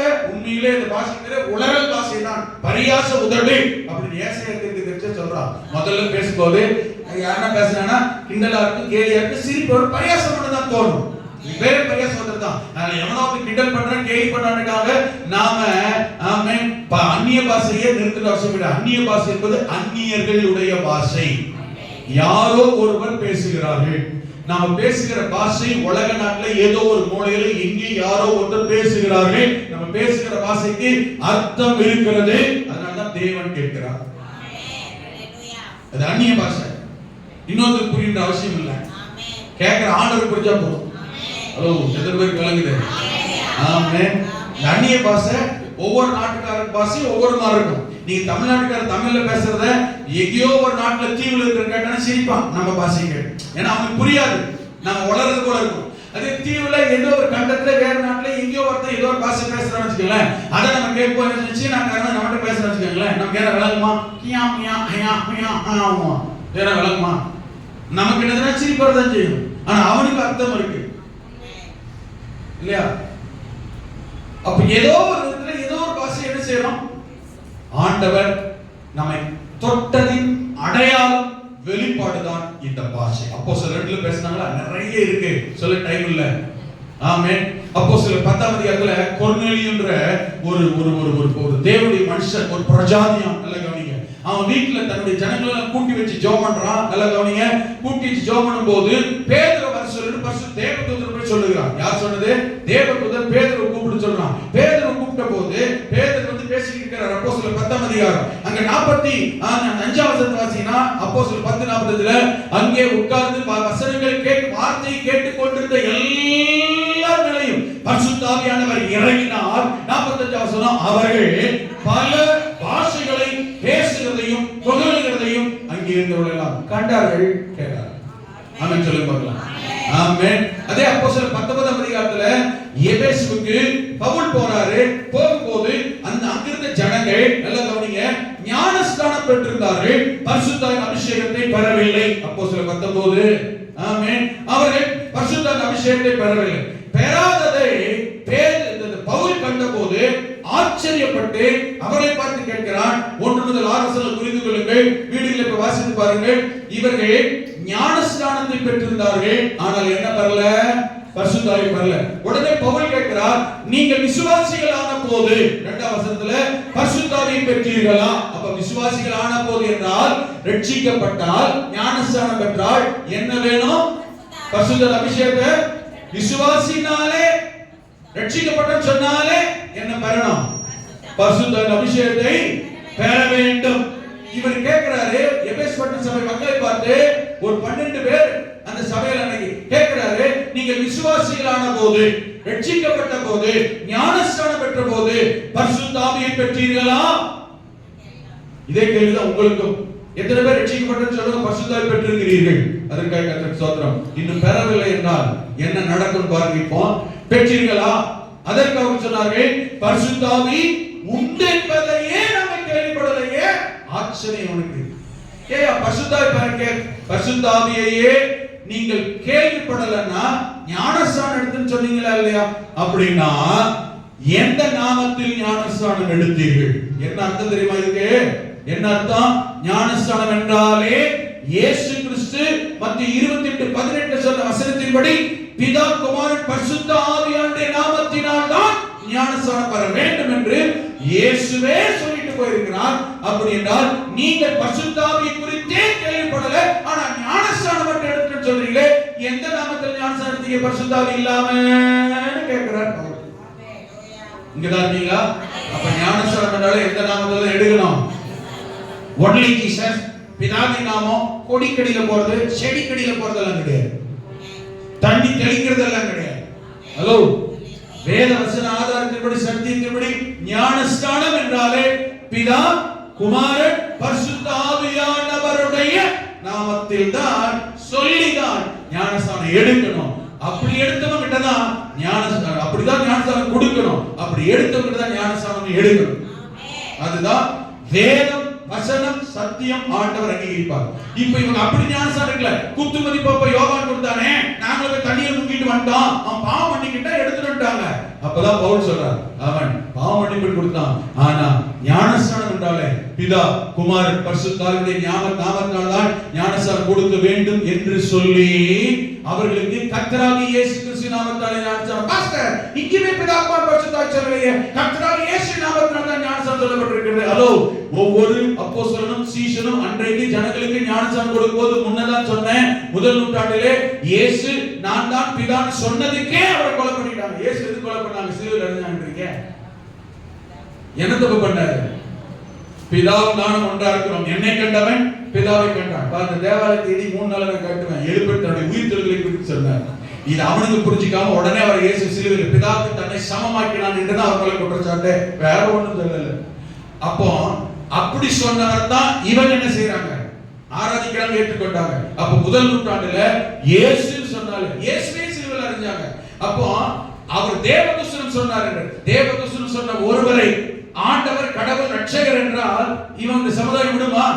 அப்படி சொன்னவங்க எல்லாம் இயேசுதான் ஆண்டவர் சொன்னவங்க எல்லாம், இயேசுதான் ரட்சகர் சொன்னவங்க எல்லாம், இயேசு ஏற்றுக்கொண்டும் சொன்னவர்களை எல்லாம் முதல் நூற்றாண்டிலே இயேசு அறிவித்தாலே சொன்னாலே ஆராதித்தாலே ஜெபித்தாலே கொன்றார்கள். அந்த எதிர்ப்பு, பிரச்சனை, போராட்டம், சாவு, மரணத்தின் மத்தியிலேயும் ஒரு நபர் இயேசுவை ஏற்றுக்கொண்டு வந்து விட்டார். மிக அரிதாக இருந்தது. உடனே அவன் விசுவாசத்தை மறுதலிச்சிட கூடாது. உபத்திரம், பிரச்சனை, போராட்டத்தை கண்டு விசுவாசத்தை நினைச்ச கூடாது. மறுதலிக்கு இயேசுக்கு போயிடக்கூடாது சொல்லி அவனை அறிக்கையிட வைத்தார்கள். இயேசுதான் ரட்சகர் சொல்லு, இயேசுதான் ஆண்டவர் சொல்லு, இயேசுதான் உயிர்த்தெழுந்தார் சொல்லு, இயேசுதான் பிதாவும் இயேசு ஒன்றுதான் சொல்லு, அறிக்கையிட வைத்தார்கள். அந்த அறிக்கையின் அடையாளமாக, உறுதியின் அடையாளமாக, அவன் நம்ப வேண்டும் என்ற அடையாளமாக, அவன் அதில் நிலைத்திருக்க வேண்டும் என்ற அடையாளமாக இயேசுவை சொன்னாலே மரணம் என்றார். அவனை இயேசு கிறிஸ்துவை குறித்து உறுதியுள்ளவனாக இருக்க வேண்டும் என்பதற்காக ஞானஸ்நானம் பெறும்போது இயேசுன்னு மட்டும் சொல்ல, கர்த்தராகிய இயேசு கிறிஸ்துவின், இயேசு கர்த்தர் என்றால் பிதாவை குறிக்கிறது, இயேசு என்றால் ரட்சகரை குறிக்கிறது, கிறிஸ்து என்றால் அபிஷேகம் பண்ணப்பட்டவர் என்ற அர்த்தம். சொல்லி பார்க்கலாம், அதிலேயே குறித்து வரும். கர்த்தராகிய இயேசு கிறிஸ்து நாமத்தினால, இயேசு நாமத்தினால அன்னைக்கு சொல்லு அறிக்கை ஞானஸ்நானம் கொடுக்க வைத்தார்கள். நாம சொல்லுங்க, இதுதான் இந்த ஞானஸ்நானம் கொடுத்ததுக்கான அடையாளம். ஒருவேளை அப்படி அங்கீகரிக்கல, அதெல்லாம் இல்லைன்னு சொன்னா இந்த வசனத்துக்கு மேலதான் ஏன் பரிசுத்தாவை குறித்து கேள்விப்படலன்னு சொல்லி கேட்க வேண்டிய அவசியம் என்ன? எந்த நாமத்தினால பரிசுத்தாவே நீ கேள்விப்படலாம், எந்த நாமத்தினால ஞானஸ்நானத்தை கேட்க வேண்டிய அவசியம் என்ன? அப்ப ஞானஸ்நானம் என்றாலே பிதா குமாரன் பரிசுத்தாவின் நாமத்தை உச்சரிக்க வேண்டும், அறிக்கையிட வேண்டும், சொல்ல வேண்டும், அந்த நாமத்தில் ஞானஸ்நானம் பெற வேண்டும். இவர்களுக்கு மறுபடியும் அப்படி ஞானஸ்நானம் கொடுக்கப்பட்டது. ஞானஸ்நானம் எடுத்த உடனே கைகளை அவர்கள் மேல் வைத்தார்கள். அல்லேலூயா. பவுல் ஞானஸ்நானம் பெற்ற விசுவாசிகள் மேல் கைகளை வைத்த போது அவர்கள் எல்லாரும் மேலும் பரிசுத்த ஆவி அவர்கள் மேல் வந்தார். அப்பொழுது அவர்கள் அந்நிய பாஷையை பேசி தீர்க்க தரிசனமும் சொன்னார்கள். அபிஷேகம் இறங்குது, வரங்களும் கிரியை செய்கிறது. ஒரு மனுஷனை கர்த்தர் அபிஷேகத்தில் நிரப்புறாருன்னா அபிஷேகத்தில் நிரப்பும் போதே அவர்களுக்குள்ள பாரங்களே கர்த்தர் வைக்கிறார். இன்னைக்கு கர்த்தர் உங்களை அபிஷேகத்தை புதுப்பிக்கவும் போறாரு, உங்களுக்குள்ள புது புது வரங்கள் வல்லமைகளை கர்த்தர் வைக்க போகிறார். அல்லேலூயா, ஆமென். இப்ப கவனிங்க, எவர்கள் தேவனுடைய ஆவியினால் நடத்தப்படுகிறார்களோ அவர்கள் தேவனுடைய புத்திரர். இரண்டாவது சொல்லப்பட்டிருக்கிறது, இந்த கிறிஸ்துவின் ஆவி, பரிசுத்த ஆவி இல்லாதவன் அவருடையவன். கிறிஸ்துவின் ஆவி இல்லாவிட்டால் கிறிஸ்துவால் நிரப்பப்படாவிட்டால், கிறிஸ்துவினால் நடத்தப்படாவிட்டால் அவன் யார் அல்ல? கிறிஸ்துவை உடையவன் தான் யாரு? கிறிஸ்தவன். கிறிஸ்துவை உடையவன் கிறிஸ்தவன். தன்னை கிறிஸ்தவன் என்று சொல்லிக் கொண்டால் அவன் யாரையும் எதையும் பெற்றிருக்க வேண்டும்? பரிசுத்த ஆவியானவரையும் அபிஷேகத்தையும் அதன் அடையாள வெளிப்பாடான அந்நிய பாஷையையும் பெற வேண்டும். அபிஷேகம் தேவையில்லை, ஆவியானவர் தேவையில்லை, அந்நிய பாஷை தேவையில்லை என்றால் நான் சொல்லல, வசனம் சொல்லுகிறது, வேதம் சொல்லுகிறது, கிறிஸ்துவின் ஆவி இல்லாதவன் அவருடையவன் அல்ல. எத்தனை பேர் புரிஞ்சிச்சு? ஆமென். அபிஷேகம் பெற்றதின் அடையாளம், ஆவியானவர் பெற்றுக்கொண்டதின் அடையாளம், வெளிப்படை என்னது? பரிசுத்தர் பெற்ற அடையாளம் என்னது? அந்நிய பாஷை. இரண்டாவது அடையாளம் சாட்சியின் ஜீவியம், சாட்சியாய் வாழ்வது. பரிசுத்தாவியிடத்தில் வரும்பொழுது நீங்கள் பலனடைந்து, ஆமென், எருசலேமிலும் யூதேயாவிலும் பூமி கடைசி சமாரியாவிலும் பூமி கடைசி பரியந்தம் எனக்கு எங்க போனாலும் நான் கிறிஸ்தவன் என்கிற அடையாளமாய் வெளிப்பாடாய் சாட்சியாய் இருப்பேன். இரண்டாவது அடையாளம் அபிஷேகம் பண்ணப்பட்டவன் எங்க போனாலும் அபிஷேகம் பண்ணப்பட்டவனாகவே கிறிஸ்தவனாகவே சாட்சி உள்ள வாழ்க்கை வாழ்கிறவனாக இருப்பான். இன்னொரு சொல்லுனா சாட்சியா வாழணும்னாலே பரிசுத்த ஆவியானுடைய அபிஷேகம் தேவை. அல்லேலூயா, ஆமென். இப்ப சொல்லுங்க, நீங்க தான் சொல்லணும். ஆமென். அப்ப பரிசுத்த ஆவியானவர் அவசியமா? பரிசுத்தன் அவசியமா? ஏன் அவசியம்? முதல்ல தேவனுடைய பிள்ளை என்றாலே தேவ ஆவியானவர் தேவை. கிறிஸ்துவின் ஆவி இருந்தால் தான் அவருடையவன். அல்லேலூயா. பரிசுத்த ஆவி இல்ல, அபிஷேகம் இல்ல. கவனிக்கணும், பரிசுத்த ஆவி இல்ல, அபிஷேகம் இல்லை என்றால் அவன் கிறிஸ்தவனே இல்லை. எத்தனை பேர் விளங்கிட்ட? இந்த வசனம் புரியுதா? இந்த வசனம் புரியுதா? இப்ப ஏன் பெந்தேகோஸ்தே சபையில் இருக்கணும் விளங்குதா? ஹலோ, உங்கதான் இருக்கீங்களா இல்லையா? இப்ப ஏன் பெந்தேகோஸ்தே சபையில் இருக்கணும் விளங்குதா? அது அபிஷேகத்துல நிரம்புற சபையில் இருக்கணும் விளங்குதா? அதுவும் அந்நிய பாஷை பேசுகிற சபையில் தான் இருக்க வேண்டும் என்று புரிகிறதா? அங்க இருந்தால் தான் அந்த ஐக்கியத்தில் இருந்த பக்கத்தில் இருக்க சபை, நான் இங்க போயிட்டேன், ஆமென், இங்க இன்னைக்கு ரொம்ப நம்ம சபை தூரம் லேட் ஆயிடுச்சு, நீங்க போயிட்டேன், நீ கிறிஸ்தவனாக வாழ முடியாது, நீ விசுவாசியாக இருக்க முடியாது. ஆமென். இன்னொரு 5 பாயிண்ட் சொல்லுவேன். அதுல பரிசுத்த அபிஷேகத்தை பெறல, பரிசுத்தாவினால் நிரப்பப்படுகிற சபையில் இல்ல, கர்த்தர் கொண்டு வைத்திருக்கிற சபையில நீ நாட்டப்படலன்னு சொன்னா வருகையில நீ போய் சேரவே முடியாது, வருகையில் போக முடியாது. வசனாதாரம் இருக்கு. 5 வசனம் எழுதிக்கங்க. பரிசுத்த ஆவி ஏன் முக்கியம்? எனக்கு ஏன் பரிசுத்த ஆவி முக்கியம்? சீக்கிரமா சொல்றேன், 5 வசனம் டைம் இல்ல. நம்ம அதுக்கு அடுத்து மிக முக்கியமான ஒரு நேரம், ஆவியானவர் தொடுதலுக்கும் வல்லமை வரங்கள் நமக்குள்ளே கிரியை செய்வதற்கு அர்ப்பணிக்கிற நேரம். அதான் ஜெபித்து முடிக்க போகிறோம். அல்லேலூயா. நம்பர் 1, ஏன் பரிசுத்த ஆவியானவர் தேவை? 1, நாம் பெற்ற ரட்சிப்பை காத்துக்கொள்ள. நல்லா கவனிங்க.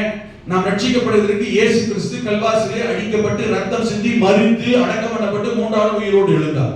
அந்த ரட்சிப்பை பெற, பாவ மன்னிப்பை பெற, நித்திய ஜீவனை பெற இயேசுவிடத்திலே வந்து பாவ மன்னிப்பு அறிக்கை செய்து, இயேசுவே நான் ஒரு பாவி, என் பாவத்தை மன்னியும், நீர் எனக்காக கல்வாரியில் அடிக்கப்பட்டு ரத்தம் சிந்தி மரித்து நான் பாவ மன்னிப்படைய விரும்புகிறேன், நித்திய ஜீவனை பெற்றுக்கொள்ள விரும்புகிறேன், ரட்சிக்கப்பட விரும்புகிறேன், ஆமென், உம்மை என் சொந்த இரட்சகராய் ஆண்டவராய் ஏற்றுக்கொள்கிறேன், என் பாவங்களை மன்னியும் என்று அறிக்கை செய்து இயேசுவை யார் தங்கள் உள்ளத்தில் இருதயத்தில் குலதெய்வமாய் இரட்சகராய் ஆண்டவராய் ஏற்றுக்கொள்கிறார்களோ அவர்களை தேவன் அவர்கள் பாவங்களை மன்னிக்கிறார், ரட்சிக்கிறார். ஆமென். அவர்கள் பாவங்களை கழுவுகிறார். ஆமென், ஸ்தோத்திரம். அவர்களை பரிசுத்தமாய் ஆண்டவர் மாற்றுகிறார், தன்னுடைய பிள்ளைகளாய் ஏற்றுக்கொள்கிறார், ஜீவ புத்தகத்தில் பெயர் எழுதுகிறார், நித்திய ஜீவனிலே அவர்களுக்கு ஒரு இடத்தை ஆண்டவர் உண்டு பண்ணுகிறார். இப்போ ரட்சிக்கப்பட்டு விட்டோம், பாவ மன்னிப்பை பெற்றுக் கொண்டு விட்டோம். இதான் கவனிங்க. இந்த ரட்சிப்பை, பரிசுத்தத்தை, கழுவப்பட்டதை நாம் காத்துக்கொள்ள, ரட்சிப்பை காத்துக்கொள்வதற்கு கவனிங்க, ஆமென், எந்த மனுஷனுடைய உதவியும் ஒத்தாசையும் ஈடுபடாது. ஒரு மனுஷன் பாவம் செய்யாதபடிக்கு, ஆமென், கூடவே பாருங்க. ஒருத்தன் ஒரு திருடர் ரட்சிக்கப்பட்டான்னு வச்சுக்கிறோம். பொதுவா ஒரு எடுத்துக்காட்டு, ஒருத்தன் ஒரு திருடுகிற சுபாவத்தில் உள்ளவர் ரட்சிக்கப்பட்டான், இயேசு ஏற்றுக்கொண்டான். இனிமே அவன் திருடக்கூடாதுக்காக அப்பாவா அம்மாவை கூடவே போக முடியுமா? ஒருத்தன் பொய் சொல்றான், பொய் இருந்து ரட்சிக்கப்பட்டான்னு வச்சுக்கோங்க, எப்படா பொய் பேசுவான், பொய் பேசும்போது தடுக்கணும் அப்படி கூடவே இருக்க முடியுமா? ஆமென். ஆனால் எல்லா இடங்களிலும், எல்லா சூழ்நிலைகளிலும், ஆமென், எப்போதும் நம்முடைய ரட்சிப்பை நாம் காத்துக் கொள்ளுவதற்கு இந்த ஆவியானவர், என்ன ஆவியானவர்? என்ன ஆவியானவர்? பேர் என்ன? பரிசுத்த பரிசுத்த ஆவியானவர். அந்த பரிசுத்த ஆவியானவர் தான் நாம் பெற்ற ரட்சிப்பை ஆமென் காத்துக்கொள்ள உதவி செய்கிறவர். ஆமென். பாவத்தை ஜெயிக்க பலம் தருகிறவர். அல்லேலூயா. பாவம் உணர்த்தப்பட கிரியை செய்கிறவர் அவர்தான். உங்களுக்கு எடுத்துக்காட்டு பழைய ஏற்பாட்டை கவனிக்கலாம். சங்கீதம் 51 நீங்க வாசித்தீங்கன்னா தாவீது ஆமென் ஒரு பாவம் செய்து விடுகிறான், விழுந்து போய் விடுகிறான், கர்த்தருக்கு ஆகாத ஒன்றை செய்து விடுகிறான். அப்ப செய்யும்போது என்ன நடக்குது பாருங்க. பைபிள் எழுதி குறிச்சு வச்சுக்கோங்க. ஆமென். 10 வசனம் வாசிங்க. சங்கீதம் 51:10 கொஞ்சம் டக்குனு வாசிங்களேன். 1 வசனம் மட்டும். ஆமென். தேவனே சுத்த இருதயத்தை என்னிலே சிருஷ்டியும், நிலைவரமான ஆவியை உள்ளத்திலே புதுப்பியும்.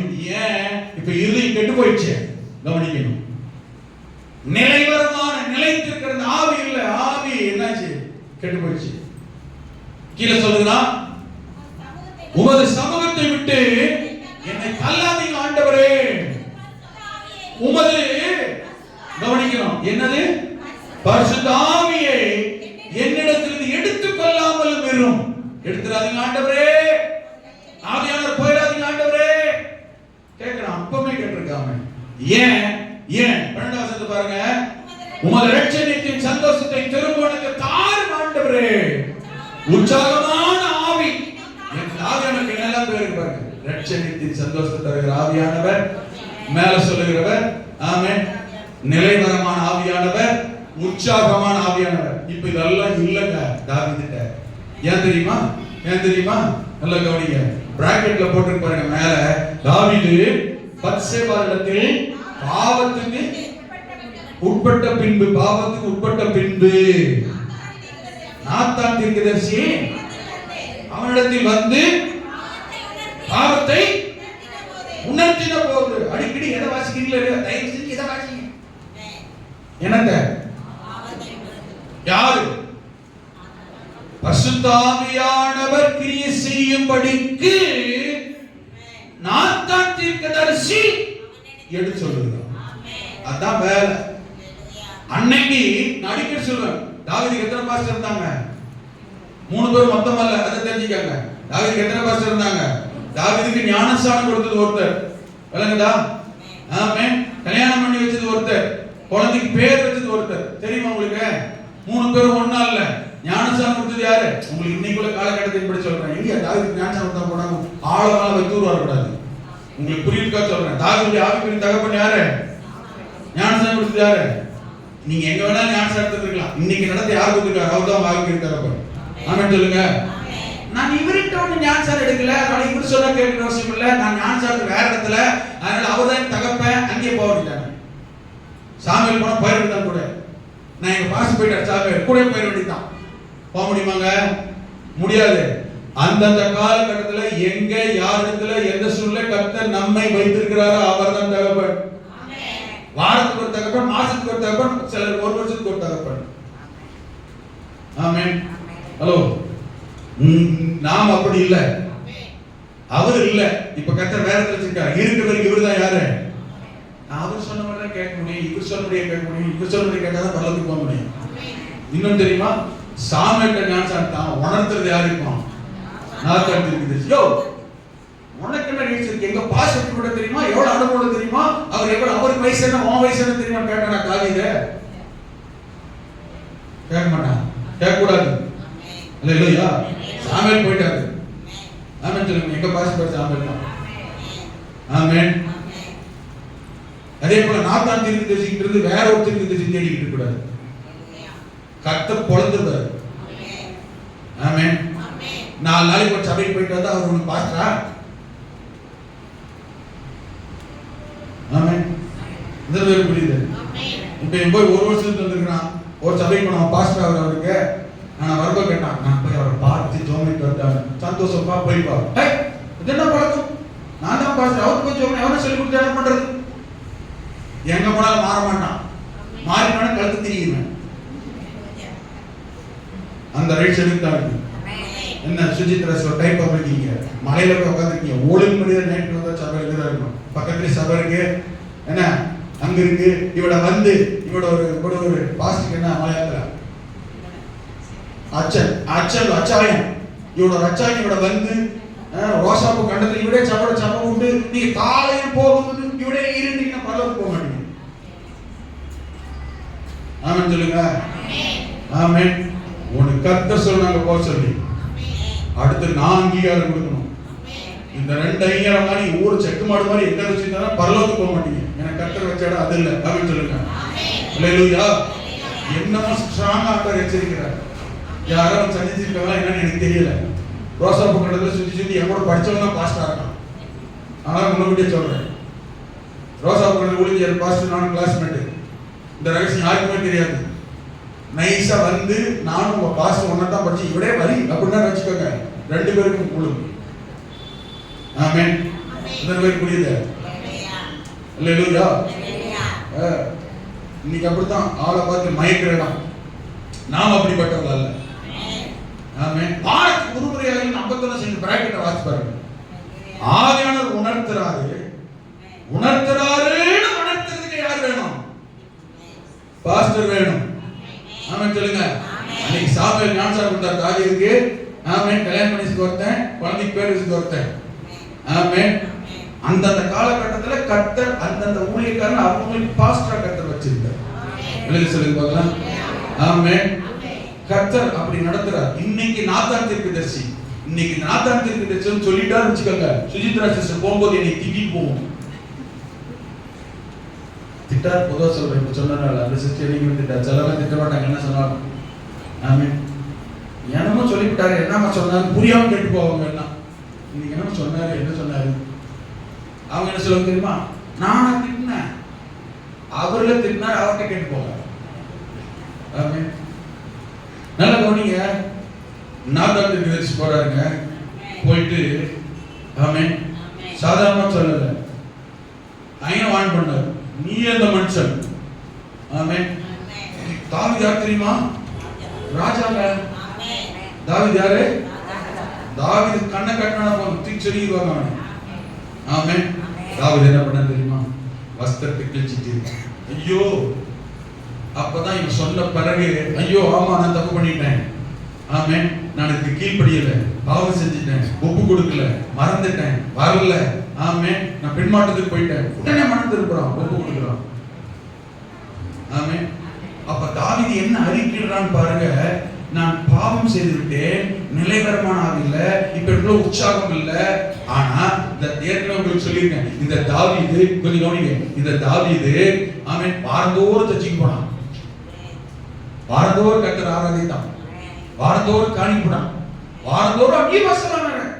தனி பாசம் எங்க இருந்துச்சு? வழக்கமா பேசுறதுனால. அன்னைக்கு பேசுற பாசையில ஒரு உயிர் இருக்கா, உயிர் மீட்சி இருக்கா, தொடுதல் இருக்கா, நிரப்புதல் இருக்கா, பெருமை இருக்கா? ஒரு ரகசியம் தெரியுமா? இந்த தாவீது ராஜா எத்தனை வருஷம் ரட்சிப்பை இழந்திருந்தான் தெரியுமா? ரட்சிப்பை சந்தோஷத்தை எவ்வளவு நாள் விட்டுருந்தான் தெரியுமா? பரிசுத்தாவை எத்தனை நாள் விட்டுருந்தான் தெரியுமா? ஆனா ஆலயத்துக்கு கொண்டு போனா, ரெகுலரா ஜெபத்துக்கு கொண்டு போனா, ஆராதிச்சான், பாட்டு பாடினான், கிண்ணறம் வாசித்தான். ஆமென் ஆமென். கையை தட்டினா, சபையில என்ன ஆட்டம் பாட்டம் ஆர்ப்பாட்டம். ஆனா உள்ளத்துல உண்மையா என்ன இல்ல?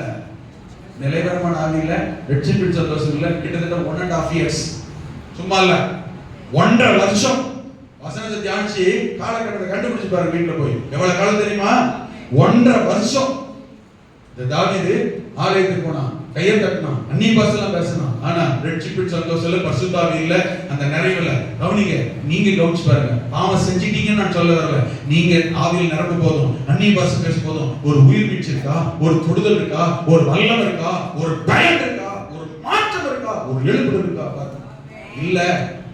அந்நிய பாஷை தான் பேசுறீங்கனாலுமே அதுல ஆமென் பவர் இல்லைன்னு அர்த்தம். ஒண்ணு, இவன் போய் கேட்கிறான், நான் பாவம் செஞ்சிட்டேன். அப்ப ரட்சிப்பை காத்துக் கொள்ள வேண்டும். ஆமென். உணர்த்தப்பட வேண்டும். ஆமென். பாவம் செய்யாதபடி நம்ம பாவத்தை ஜெயிக்க வேண்டும் என்றால் இந்த பரிசுத்த ஆவியானவர் தேவை. அல்லேலூயா. கரெக்டா சொல்லுங்க பார்க்கலாம். நம்பர் 1 பரிசுத்த ஆவியானவர் எதுக்கு தேவை? ரட்சிப்பை காத்துக் கொள்ள வேண்டும் என்றால், பாவத்தை ஜெயிக்க வேண்டும் என்றால், பாவம் உணர்த்தப்பட வேண்டும் என்றால் ரட்சிப்பு தேவை. அப்போ யோவான் 16 அதிகாரம் சொல்லப்பட்டிருக்கிறது. 7-8 வசனத்துல சொல்லல, இதை ஆண்டவர் இயேசுவே சொன்னார். ஆண்டவர் இயேசுவே. இதுல குறிச்சு ரொம்ப மிக முக்கியமான ஒண்ணு என்ன சொன்னார் தெரியுமா? ஆமென். பரிசுத்த ஆவியானவருக்கு நிறைய பேருக்கு சொன்னார், ஒரு தேற்றரவாளன் அவர். பரிசுத்த ஆவியானவர் வந்து 7 வாசிங்க பார்க்கலாம். யோவான் 16:7. நான் போவது உங்களுக்கு பிரயோஜனமா இருக்கும். நான் போகாதிருந்தால் தேற்றரவாளன். பரிசுத்த ஆவியானவருக்கு இன்னொரு பேரு தேற்றரவாளன்.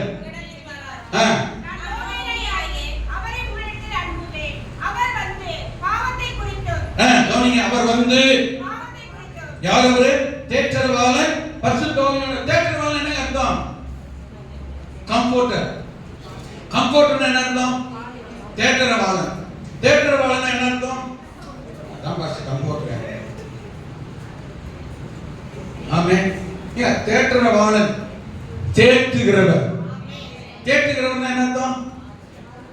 அழாதம்மா நானே உன் பரியாரி இருக்கிறது, நீ அழுதா எனக்கு கண்ணில் தண்ணி வரும். அப்படிதான் சொன்னாரு. உன்னை தொடுகிறவன் அப்பா நம்மளை அடிச்சுட்டு அவருக்கு என்ன செய்யுது? கண்ணில் தண்ணி வருதா இல்லையா?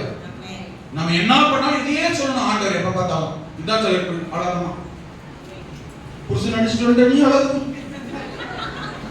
கெட்ட வார்த்தையா பேசுற அழாதம்மா, என்ன கோவம் வருது அழாதம்மா. தேட்டர் அப்படியே தடவை தேட்டர்னே நிறைய பேர் இருக்கும். எப்ப பார்த்தா என்ன பண்ணும்?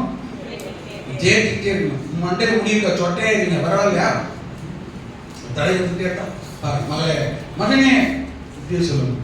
அந்த தேட்டர்வாள் என்ன பண்றாரா கவனிங்க, தேடிட்டே இருந்துக்கிட்டு தமான்னு நடி கொடுத்துருக்காங்க.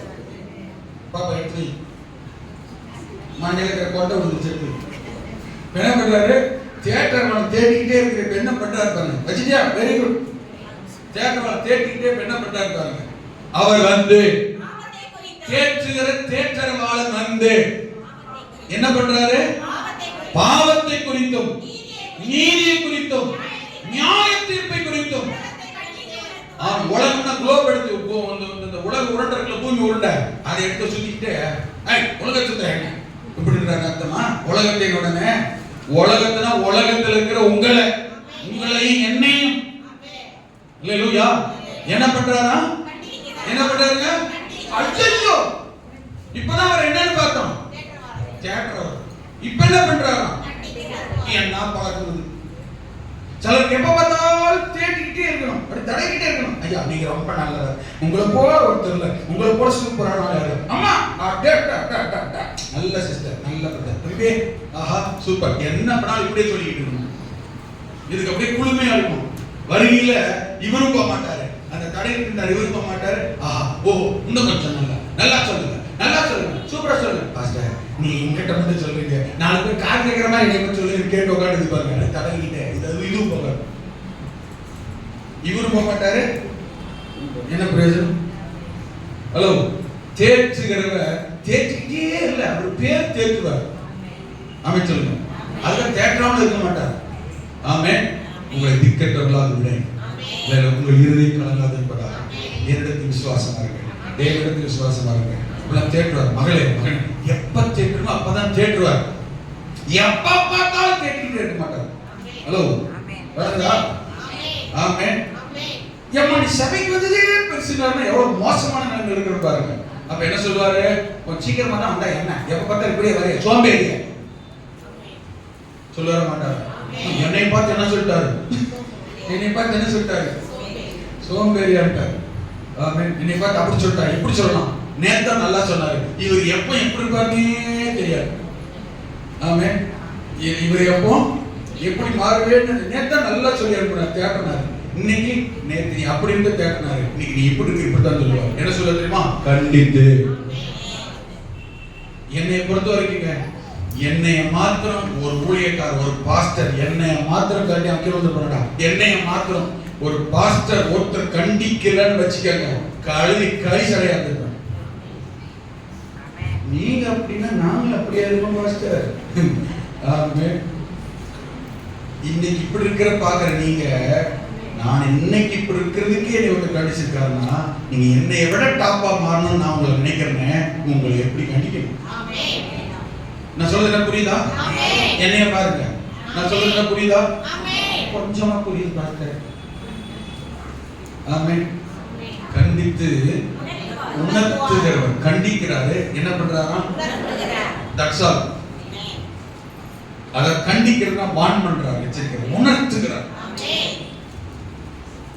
அப்ப கண்டித்து உணர்த்தினாதாங்க நம்ம ரட்சிப்புக்கு போகாம இருக்க முடியும், பரிசுத்தத்தை காத்துக்கொள்ள முடியும், ரட்சிப்பை காத்துக்கொள்ள முடியும்.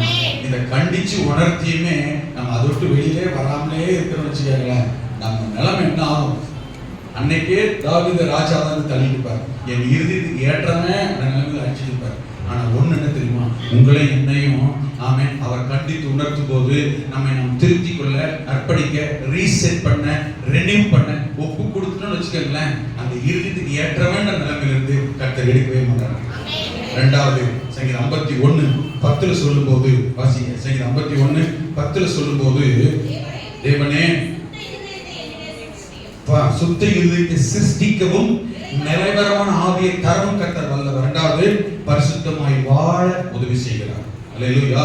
ஒன்னு ரட்சிப்பை காத்துக்கொள்ள, பாவம் செய்யாதபடி பாதுகாக்க கண்டித்து உணர்த்துகிறார். இரண்டாவது பரிசுத்தமாய் வாழ, ரட்சிப்பின் சந்தோஷத்தினால் நிரப்ப நமக்கு கிருபை செய்கிறார். மூணாவது கவனிங்க, வசனத்தை வாசிங்க, சோதனை மேற்கொள்ள பரிசுத்த ஆவியானவர் கிருபை செய்கிறார். இது உங்களுக்கும் சரி எனக்கும் சரி பலவீனமான ஒண்ணு. சோதனைகள் எல்லாருக்கும் ஒரே மாதிரி சோதனை வராது. ஹலோ, ஒவ்வொருத்தருக்கும் நம்ம யாருன்னு அறிந்து நமக்கு தக்க விதத்துல சோதனைகள் பிரச்சனைகள் பிசாசு கொண்டு வருவான். ஆனா கவனிங்க, சோதனைகளை மேற்கொள்ள ஜெயிக்க உங்களுக்கு இருக்கும் தேவை பரிசுத்த ஆவியானவர், அவருடைய பலன், அபிஷேகம். கவனிங்க, இயேசுவே சோதிக்கப்பட்டாரா இல்லையா? இயேசுக்கே சோதனை இருந்துச்சா இல்லையா? சாத்தானுக்கு இயேசுவே சோதித்தான் போட்டிருக்கு. அப்ப இயேசு என்ன பண்ணாரு? நல்லா கவனிங்க, இந்த ஒரே வசனம் குறிச்சிக்கங்க, உங்களுக்கு எனக்கு ரொம்ப தேவை. லூக்கா 4:1 வாசிங்க. லூக்கா 4:1 வாசிங்க சீக்கிரம். லூக்கா 4:1. இயேசு பரிசுத்த ஆவியினாலே நிறைந்தவராய். கவனிங்க, எடுத்துட்டீங்களா எல்லாரும்? இயேசு பரிசுத்த ஆவியினாலே நிறைந்தவராய். ஒரு கேள்வி, இயேசு பரிசுத்த ஆவியினால் நிரப்பப்பட்டாரா? இயேசுக்கு பரிசுத்த ஆவியானவருடைய அபிஷேகம் தேவையா இருந்ததா? அவர் கடவுள், அவர்தான் அவரே. ஆனா ஏன் அவருக்கு பரிசுத்த ஆவியின் நிறைவு அபிஷேகம் தேவை என்றால், இப்ப யாரா இருக்கிறாரு? மனுஷனா இருக்கிறார். நீங்கள் நானும் யாரா இருக்கிறோம்? இப்ப மனுஷனா இருக்கிற நமக்கு சோதனைகளை ஜெயிக்க வேண்டும் என்றால் உன்னத ஆவி, உன்னத பலன், உன்னத வல்லமையாகிய அந்த பரிசுத்த ஆவியானவருடைய வல்லமை பலன் தேவை. எங்களை காண்பிக்க அவர் ஆமென் அப்படி தன்னை காண்பித்திருக்கிறார்.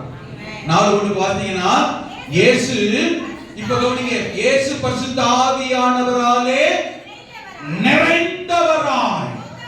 அப்படி என்றால் இயேசுவே மாம்சத்தில் உலகத்தில் இயேசுவா இருந்த அவரே, அவருக்கே பரிசுத்த ஆவியின் நிறைவும் பலனும் தேவை என்றால் உங்களுக்கும் எனக்கும் ஆமென் பரிசுத்த ஆவியின் நிறைவும் அபிஷேகம் வல்லமை தேவையா இல்லையா? அவருக்கே தேவையா இருந்ததுங்க. ஆனா நீங்க நிறைய பேர் என்ன சொல்ல தெரியுமா? பரிசுத்த ஆவி இல்ல, பரிசுத்த ஆவியின் தேவை இல்ல, அபிஷேகம் தேவை, வல்லமை தேவை, எதுவும் தேவை இல்ல, இயேசு மட்டும் தான் போதும். அதெல்லாம் கிடையாது. ஆமென் சொல்லுங்க. ஆமென்.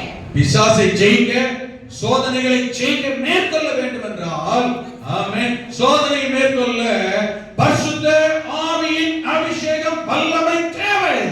இயேசு பரிசுத்த ஆவியிலே நிறைந்தவராய் யோர்தானை திரும்பி ஆவியானவராலே வனாந்தரத்துக்கு கொண்டு போகப்பட்டு 40 நாள் பிசாசினாலே சோதிக்கப்பட்டு சாத்தானை ஜெயித்தான். கரங்களை உயர்த்தி, சாத்தானை ஜெயிக்க, சோதனையை ஜெயிக்க ஆமென் உங்களுக்கு எனக்கும் தேவை பரிசுத்த ஆவியானவர், அந்த அபிஷேகம். 14 வசனத்தை வாசித்து பாருங்கள். அங்கே சொல்லப்பட்டிருக்கிறது, இயேசு ஆவியானவருடைய பலத்தினாலே கலிலேயாவுக்கு திரும்பினார்.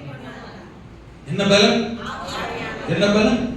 ஆவியானுடைய பலம். அல்லேலூயா. உங்களுக்கு எனக்கும் ஆவியானுடைய பலம் தேவை.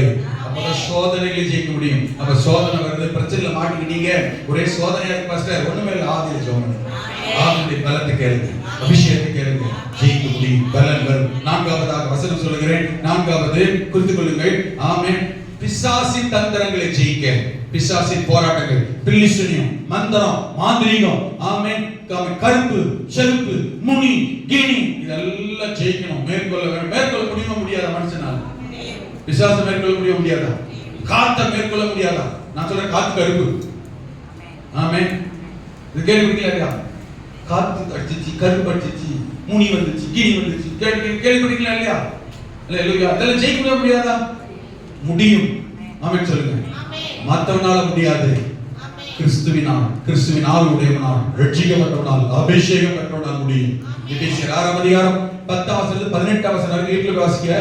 அதுல 10, 11, 12 வசனம் சொல்லப்பட்டிருக்கிறது. கடைசியாக சகோதரரே, கர்த்தரில் ஒரு சத்துவத்தின் வல்லமையில பலப்படு. நீங்கள் பிசாசின் தந்திரங்களோடு எதிர்த்திருக்க திராணி வேண்டும்னா, பலம் வேண்டும்னா, சர்வ தேவனுடைய சர்வ வல்லமையை தெரிந்து கொள்ளு. ஏன் தெரியுமா? நமக்கு போராட்டம், ஆமென், எதிர்ப்பு மனுஷனோட அல்ல, மனுஷனை தூண்டி விடுற, மனுஷன் கிரி செய்யற பிசாசோடும், ஆமென், துரைத்தனங்களோடும், இப்பிரபஞ்சத்தின் அந்தகார லோகாதிபதிகளோடும், வானமண்டலங்களில் பொல்லாத ஆவிகளின் சேனைகளோட ஒரு போராட்டம் உண்டு. ஆகவே இவைகள் எல்லாம் எதிர்த்து நிற்க வேண்டும் என்றால் சர்வாயுத வர்க்கத்தை தரித்துக் கொள். 18ஆம் சொல்லப்பட்டிருக்கிறது. எந்த சமயத்திலும் சகலவித வேண்டுதலோடும் விண்ணப்பத்தோடும் ஆவியிலே ஜெபம் பண்ணு. கரங்களை சொல்லுங்க பார்க்கலாம். ஆமென். சாதாரண ஜெபம் பண்ணாத பிசாசை ஜெயிக்க முடியாது, போராட்டத்தை ஜெயிக்க முடியாது, தந்திரங்களை முறியடிக்க முடியாது, பெலிஸ்தீனை அறுக்க முடியாது, பிசாசை விரட்ட முடியாது. சும்மா ஜெபம் பண்ணாத. எப்ப பார்த்தாலும் ஓடி அழுதுகிட்டு இருக்காத. சில ஜெபம் பண்ணா எப்ப பார்த்தாலும் அழுதிய, எல்லாத்துக்கும் அழுதிய. அழுதுகிட்டே இருந்தா அவனுக்கு சந்தோஷமா இராதா? ஹலோ, இங்கதான் இருக்கீங்களா? அழுதுகிட்டே இருந்தா ஜெபம் பண்ணாலுமே எதுக்கு அழுதுமோ அதுக்கு தான் அழுது, எது கண்ணீர் வருமோ அதுக்கு தான் கண்ணீர் வரும். ஹல்லேலூயா. ஆமென். பீசுவை கட்டு தேய் ஆடும். எது நான் ஜெபிக்கிறாங்க அது சீக்கிரம் நல்லா கை பண்ணி நல்லா இதுக்கு தான் நான் இருக்கிற நல்லா ஆளு போமாது. என்ன செய்யணும்? ஆவி அண்டர் இயேசு நாமத்தில் பிசாசே, glory to God in the name of Jesus. ஆவி கட்டி இயேசுவை பா. ஆமென். அதோட எதுக்கெடுத்தாலும் சொன்னா ஆத்மாவுக்காக ஜெபம் பண்ணணும், ரட்சிப்புக்காக ஜெபம் பண்ணணும். ரட்சிப்புக்காக கண்ணீரோட ஜெபம் பண்ணிட்டீங்கன்னு வச்சுக்கோங்க, அப்படிப்பட்ட பவரே ரட்சிப்பு கிடையாது, வேற பவரே கிடையாது. இல்லைன்னு சொல்லுங்க. ஆமென். ஆத்மாவை ரட்சி, புருஷனை ரட்சி, மனைவி ரட்சி, பிள்ளை ரட்சி, தேசத்தை ரட்சி, ஆண்டவரே கண்ணீர் ஆரம்பிச்சு ஆத்மாவுக்காக மிக பவர்ஃபுல்லான பிரேயர். அல்லேலூயா. பிசாசு தந்திரங்களை எதுக்கு எடுத்து ஆவியில ஜெபம் பண்ணுங்க, சத்துவத்தின் வல்லமையில பலப்படுங்க. ஒரு குடும்ப ஆவியில இருந்து ஜெபம் ஆரம்பிச்சா ஆமென். நல்லா கவனிங்க. ஆமென். பிசாசு நெருங்காது, பிலிஸ்தீன் கொண்டு நெருங்காது, செய்வன் எல்லாம் நெருங்காது. அல்லேலூயா. நான் ஏற்கனவே சொல்லிருக்கேன், நம்ம அனுபவத்துல நிறைய இருக்கு. ஆனால் உங்களுக்கு ஏற்கனவே தெரிஞ்சவன்னு சொல்லணும்னு உங்களுக்கு ஈஸியா மனசுல புரியும். என்ன தெரியுமா? நீங்க ஜெபிக்க ஜெபிக்க ஜெபிக்க பரிசுத்த ஆவியானவர் அபிஷேகம் வல்லமை உங்களையும் உங்கள் வீட்டையும் உங்கள் குடும்பத்தை சுற்றி வேலை அடையும். நான் சின்ன பையனா இருக்கும்போது, வாலிபத்துல சின்ன பையனா இருக்கும்போது நான் ஏற்கனவே சொல்லியிருக்கேன், தொட்டான ஒரு மந்திரவாதி வச்சு போட்டாரு, அவர்ல செத்து போயிட்டாரு. ஆமென். ஒரு காலத்துல ஒரு கடவுள் மாதிரி பார்த்தாங்க எல்லாரும். திரும்ப திரும்ப எங்க போனாலும் அந்த சீடி கேசட் அந்த டேப் கிடைக்காது, குயிக் குயிக் குயிக் குயிக்கணும் அப்படி தேஞ்சு போயிருக்கு. போட்டு போட்டு கேட்பாங்க. கர்நாடக மாநிலத்தில் அவர்கிட்ட, அவர் ஒரு மந்திரவாதி, அவர்கிட்ட ஒருத்தர் ஒரு பொண்ணு பேர் எலிசபெத். அந்த எலிசபெத் மயக்கிறதுக்காக ஒருத்தன் போய் காசு கொடுத்து மந்திரவாதம் விட்டான். அந்த பொண்ணை வசியம் பண்ணி இவங்க கூட சேர்த்து வைக்கிறது. இந்த மந்திரவாதி எப்போ என்ன செஞ்ச தொடர்ந்து நாள் பேர் அவரு காசை வாங்கி என்ன செஞ்சாரா, ஒரு குடிசா தானே ஏவி விட்டுருக்காரு. குடிசா தானே ஏவி எலிசபெத் அது பொண்ணு, கிறிஸ்தவ பொண்ணு, ரட்சிக்கப்பட்ட பொண்ணு, இந்த பொண்ணை வசியம் பண்ணு, இந்த பொண்ணு மனதில் பண்ணி குடிசா தானே ஏவி விட்டுருக்காரு. உடனே இந்த குடிசா தானே செஞ்சு போய் எலிசபெத் கிட்ட போய் குடுகுடு திரும்ப ஓடி வந்துருச்சு. மந்திரவாதி அனுப்ப மந்திரவாதி நீங்க என்னால அவளை நெருங்க முடியல, போக முடியல அப்படி சொல்லிட்டு உடனே என்ன பண்ணிட்டாரு, இந்த குடிசா தான் தெரியும் இன்னும் நிறைய மந்திரத்தெல்லாம் சொல்லி ஏவி விட்டு பயங்கர பூஸ்டப் பண்ணி திரும்ப போட்டு 2வது அனுப்பியிருக்காரு. திரும்ப குடிசா தான் எலிசபெத் தேடி போயிருக்கு. எலிசபெத் போய் பார்த்து திரும்ப குடுகுடு ஓடி இருந்துச்சு. ஓடி என்னால அவளை நெருங்க முடியல, அவளை ஒண்ணும் பண்ண முடியல. அப்போ என்னடா அப்படி சொல்லிட்டு திரும்ப 3வது முறை நினைச்சிருக்காரு. அந்த குடிசத்தாருக்கு இன்னும் கொஞ்சம் பவர் மந்திரம் மாந்திரிகம்னு சொல்லி அப்படி எல்லாம் பண்ணி பூஸ்டப் பண்ணி திரும்ப போட்டு சொல்லிருக்கு. 3வது முறை போயிட்டு திரும்ப என்ன நினைச்ச முடியல, நான் அவளை நெருங்க முடியல, தொட முடியல. முன்ன இந்த மந்திரவாதி கோவம் வந்துச்சு, என்னென்ன வேலை சொல்லியிருக்கேன், என்னென்ன பண்ணிருக்கேன், என்னென்ன நீ போய் போயிட்டு இருக்க. இப்ப சாதாரண ஒரு பொம்பளை பிள்ளை இந்த பிள்ளையை தொடர்பினால முடியலையா, உன்னை என்ன பண்ற பாருங்க. உன்னை சொல்லியிருக்கேன், யோ திருமணி அனுப்பணும்னு வச்சுக்க, திரும்ப உன்னையே அனுப்பிச்சிடுவேன். என்ன சொல்ற, ஏன் அப்படி நெருங்க முடியல சொல்லியிருக்கு. நீ வேறையா, அந்த பொண்ணு கிட்ட போனாலே அந்த பொண்ணை சுத்தி நெருங்க முடியாத அளவுக்கு அக்னி நெருப்பு எரிஞ்சுக்கிட்டு இருக்கியா. ஆமென். அந்த பொண்ணை சுத்தி என்ன செய்யுது, நெருப்பு எரியுது. ஆனா பக்கத்துல என்னை சுத்தி இருக்குது. அவங்கிட்ட போய் போ போ போன்ற நான் போய் நெருப்ப சாகவா, திருமணி அனுப்பினா உன்னையில அடிச்சிடுவேன். அப்ப அந்த நினைச்சிருக்கான், என்னடா அது, இதை வச்சு எவ்வளவு சம்பாதிச்சிருக்கேன், என்ன வேலை பார்த்து எத்தனை குடும்பத்தை குடியிருக்கிறதுக்கு, எத்தனை பேர் வாழ வச்சிருக்க, எத்தனை பேர் நாசமாக்கி இருக்கோம். இது இப்படி சொல்லுது அப்படின்னா யார் அந்த பொண்ணு, என்ன நெருப்பு இருக்குன்னா அது சொல்லியோ அவன் ஜெபம் பண்றாயா முழங்கால் போட்டு கூப்பிட சாமியை கூப்பிட்டு இருக்கா. ஆமென். முழங்கால் போட்டு கூப்பிட சாமியை கூப்பிட்டு இருக்கா. அவன் என்ன முணுமுணுக்குறா? நீ சொல்ற மந்திரத்தோட வேற நிறைய மந்திரம் சொல்லிட்டு இருக்கா. அவன் சொல்றது என்னது? அந்நிய பாஷை பேசிட்டு இருக்கா. ஹalleluya. ஆமென். அபிஷேகத்துல இருக்கறா. அந்நிய பாஷை பேசுறா. முழங்கால் நின்னு ஜெபம் பண்றா. அவளை சுத்தி அக்கினி மாதிரி நெருப்பு சுத்தி எரிஞ்சிட்டு இருக்கு. என்னால தொடர நெருங்க முடியாது. திரும்ப அனுப்புனே முனையதாடி பண்ணு. ஆமென். எல்லாரும் மனசு சொல்லி சுவிசேஷத்தை ரட்சிக்கப்படுவான். இந்த ஆளு அந்த குடிச்சாதான் சொல்லி ரட்சிக்கப்படுறான். பேய் கூட சில இடத்துல சரி. நான் கூட செல்லூர் முடிஞ்சு ஒரு பிசாசு ஒரு சுவிசேஷம் சொல்லி சபைக்கு அனுப்பிச்சு. நாம சுவிசேஷத்தை பேய் தான் சொல்லுவோம். சுவிசேஷத்தை பேயை விட மோசம். என்ன ஒரு டைம் பாக்குறீங்க? ஒரு திருப்பதி பாக்குறாங்க. அதைத்தான் சொன்னேன். அதை விட மோசம். செல்லூர் முடிஞ்சு இருக்கணும். ஒருத்தர் பேய் பிடிச்சிச்சு. அந்த தாத்தா பேர் கணேசன். ஆமா தானே? பத்தனார் அவர். அவங்க வீட்டுல ரொம்ப வியாதி பழகணும். எங்கெங்கயோ போயிட்டாங்க. எங்கெங்க யாரையாரும் பார்த்தாங்க முடியல. கேளுங்க. எங்கெங்க யாரையாரும் பார்த்தாங்க ஒன்றும் முடியல. அது சுகமாக அவங்க வீட்டுக்கு ஒரு அம்மா வந்திருக்கு. அங்க ஆட ஆரம்பிச்சிச்சு. ஆட ஆரம்பிச்சா சொல்லியிருக்கு, நான் யார் தெரியுமா? அவங்க சாமி பேர் சொல்லி இங்க இருந்து வந்திருக்கிறேன். ஆத்தா சொல்லுங்க ஆத்தா சொல்லியிருக்கு. என்ன தெரியுமா? இவனை எங்க கொண்டு போய் என்ன பண்ணாலும் ஒண்ணு பண்ண முடியாதுடா. நான் சொல்றது கூட்டு போகடா, உடனே சரியாயிரும். எங்க அம்மா சொல்லுங்க அம்மா. கிழக்கு பக்கம் திரும்பி இருக்கும் வாசப்படி. வெள்ளை கலர் கட்டடம். மேல ஒரு ஒரு என்ன செஞ்சிருக்கோம்?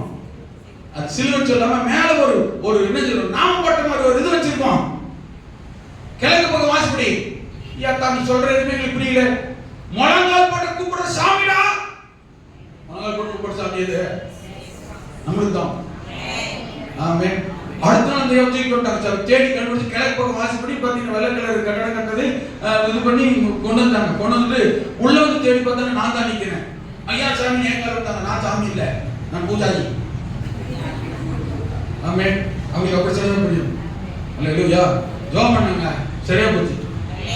அவன் உண்மைதான். அப்புறம் நைசா கேட்டேன், அவங்களுக்கு எப்படி சொல்றது? யார் சொல்றது? ஸ்ரீராஜ்புரம் உணாத்தூர்ல இருக்கிறாங்க. நீ யார் சொல்லி எப்படி சொன்னா? எங்க சாமி தான் சொல்லி ஆத்தாவை சொன்னா நல்லா. ஆமென். ஆமாங்க. இப்படியெல்லாம் சொல்லி என்ன செஞ்சு வந்து சுகமாகுது. அற்புதம் நடந்தது. இந்த ஆள் பேர் ரட்சிக்கப்பட்டான். வந்து பார்த்து தெரியுமா? ஒரு பிசாசு குட்டி சாத்தான் சொல்லிட்டு போய் என்ன தெரியுமா? இந்த எலிசபெத்தை சுத்திலும் அக்கினி எரிகிறது. அதனால ஆண்டவர் இயேசு சொன்னார், பவுல் எழுதினாரு கடைசியா, சகோதரனே சகோதரி கர்த்தரில் உம்முடைய சத்துவத்தின் வல்லமை பயன்படு. சும்மா ஜெபம் சொல்லி சும்மா முணுமுணுக்காத. ஆவியில நிரம்பு, அபிஷேகத்தில் நிரம்பு, அந்நிய பாஷை பேசு. ஆவியில நிரம்ப பிசாசு கிரியைகள் எல்லாம் உடை. 14 வயசுல நான் பரிசுத்த அபிஷேகத்தை பெற்றேன். பரிசுத்த அபிஷேகம் பெற்ற புதுசு. ஆமென். எப்படி தெரியுமா இருக்கும்? எனக்கு பிடிச்சு, உங்களுக்கு எப்படி எனக்கு தெரியல, எனக்கு பிடிச்சு 14 வருஷத்துல. ஏன்னா எங்க பாஸ்டர் பேர் ஓட்டி பிசாசு ஓட்டி பிடிச்சு ஓட்டி எனக்கு முன்னாடி நிப்பாட்டி பழகிட்டாரா? அன்னைக்கு சொல்லுவோம் நினைச்சுப்பான், பேய நீ போனாலும் சரி போட்டாலும் சரி இவர் தான் போக சொல்றாரு, நான் போக சொல்றேன், என்ன ஒண்ணு பண்ணிடுறாரு. ஆனா தேங்காய் பாட்டு வச்சு நிற்பேன். எங்க பாஸ்டர் என்ன பண்ணுவாங்க தெரியுமா?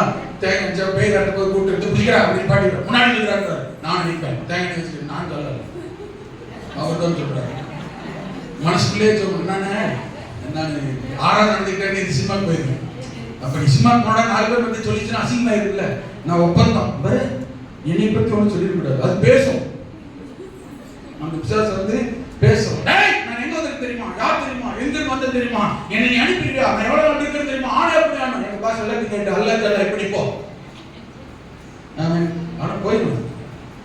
நான் சொல்லுவேன், அது ஆடும் ஓடும் அழகழிக்கும் தம்மாட்டியும் காலத்தை உருட்டும் பொருள் என்னடா சொல்லுவேன். பையன் தலை பிடிச்சு போட்டு ஆடும். ஆடல் போய் வந்து பயணம் ஆடும். எங்க அக்காவே ஆடி அடிச்சு போட்டாங்க.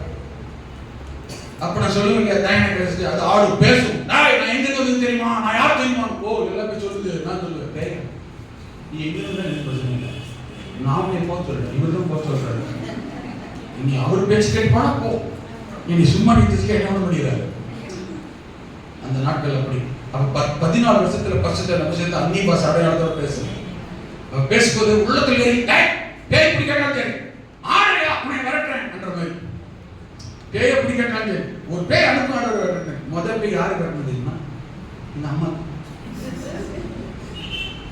ஆமாங்க, 14 வயசுல முதல் பேய் வரணும். அப்படி வரட்டி பழைய வயசு வச்சுக்கோங்களேன். அப்ப அபிஷேகம் பண்ண புதுசு. ஏன் அந்த பேரு? ஏன் இந்த சும்மா இருக்கு? உண்மையில எடுத்துக்கணும். பக்கத்துல உட்காந்துப்பான் ஸ்கூல்ல 17 வயசு, என்ன 9th படிக்கிற 10th போற பக்கத்துல இருந்தேன். உனக்கு ஜோம் பண்ணிடலாமான்னு தோணும். அவன் ஆடு எனக்கு அப்படி ஒரு சுத்தி இவன் ஆடு விட்டு பார்க்கலாமான்னு தோணும். அப்படி ஜோம் +1 படிக்கும் போது நாசனாம்பட்டின ஒரு ஊர்ல என் கூட பட்டு சிவசேகரன் ஒருத்தனோட அம்மாவுக்கு ஜோமனை போய் நான் சொல்லி கேட்கிறேன். ஆதி நேரம் 11th படிக்கும் போது அந்த வீட்டுல போய் அவன் அம்மா பார்க்க போல போய் ஜோம் பண்ணோடனே அவங்க அம்மா டாக்டர்லாம் கைவிட்டாங்க. அவ்வளவுதான் அந்த அம்மா படுத்து குடிக்கவா பேச ஓரப்படுத்திருக்கு. நான் போய் ஜோம் பண்றேன். ஜோம் பண்ணலாமான்னு கேட்டேன். அவங்க அப்பா ஏதோ வந்திருக்கு ஏதோ பண்றான்னு சொல்லிட்டு அவர் சும்மா இருந்தார். இது சிவசேகர் என்னோட ஒரு குட்டையா தான் இருப்பான். உடனே எனக்கு போய் ஜோம் பண்ணான்ட்டு நம்ம பக்கத்துல பேசப்பா இந்த அம்மா கிடங்க மனசுல ஜோம்பிட்டு மனசுக்குள்ள இயேசுவேன்னு சொன்ன அவ்வளவுதான். திடீர்னு அப்படின்னு ஒரு சத்தம் தனியா மாட்டிட்டாங்க. பாஸ்டர் இல்ல, யாரும் பக்கத்துல ஒத்தாசி இல்ல, அவங்க ரட்சிக்கப்படாதவங்க. இப்ப நான் முடியும்னு சொல்ல முடியாது, வெளியில ஓட முடியாது, விரட்ட முடியல. ஆடுது. அவன் வெளியில காட்டல, உள்ள முட்டை எடுத்து செய்து ஒட்டி மொத்தம் கிட்டு அடிக்கும். அவங்களை கிட்டு அடிக்கும். வெளியில காட்டாம வெளியில காட்டக்கூடாது. இப்படி பயங்கரமா நின்றுக்கிறேன். அப்போ இந்த அம்மா ஏறி உட்காந்து படுத்து படிக்கிறது, தலையை பிடிச்சு போட்டு ஆடு பாருங்க பயங்கரமா நாட்டாரு. தலை பேசுது தலை அப்படின்னு கண்ணை முடிச்சு பார்த்ததான் பார்த்து எனக்கு ஒரு ஆட்டம். ஐயோ அந்த மனசுக்கு எழுதுற சொல்லு பையனை காப்பாத்துங்க விஷயம் பண்ணிருந்தான்னு சரி. அது அந்த அம்மா கையை போட்டு ஆட்டிக்கிட்டு இருக்கு. எட்டி பிடிச்சிச்சுன்னா இது ஆடுற ஆட்டத்தை பார்த்தீங்கன்னா இவனையும் காணும். இவங்க அப்பா சோறாரு ஓடி பள்ளி மாதிரி ஓட்டுறாங்க. ஏன்னா இதுக்கு முன்னே நம்ம பார்த்துட்டே இருக்கு நம்ம நாடி. இந்த பையன் வந்தா ஏதோ பண்ண என்ன அப்படி ஆகுது எனக்கா. நான் சத்தம் போட சத்தத்தை கேட்டு நான் கண்ணை முடிச்சு பார்த்தா கிட்டு நாடுதா. இந்த பக்கம் பார்த்து இவனும் இல்லை, அந்த என்னை காப்பாத்திட்டு ஆளு இல்லைங்க. உடனே அப்போ உள்ளுக்குள்ள தோணுது. ஆவியானவர் பேசுறாரு, ஏய் நீ அபிஷேகம் பெற்றவன், ஆவியில் நிரம்பி ஜெபம், அபிஷேகத்துல ஜெபம், நீ அபிஷேகம் பெற்றவன், உனக்குள்ள ஆவியானவர் எனக்கு யார் உள்ளுக்குள்ள சொல்ற மாதிரி இருக்கு.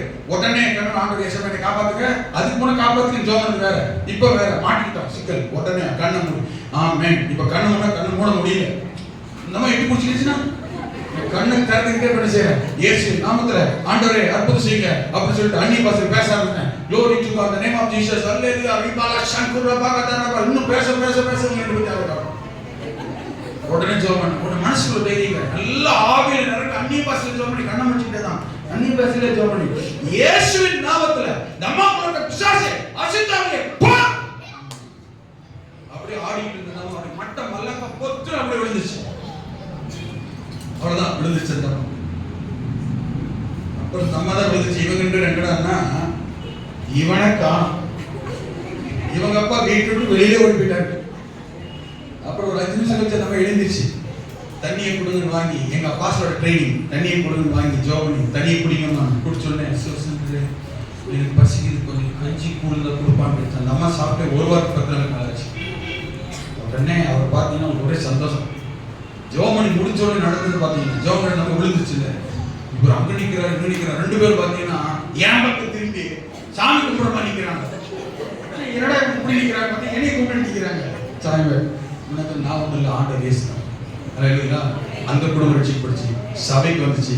ஆமென். ஆனால் கொஞ்சம் அட்ரஸ் மாறி போயிடுச்சு. நான் நம்ம சபைக்கு சொன்னேன்.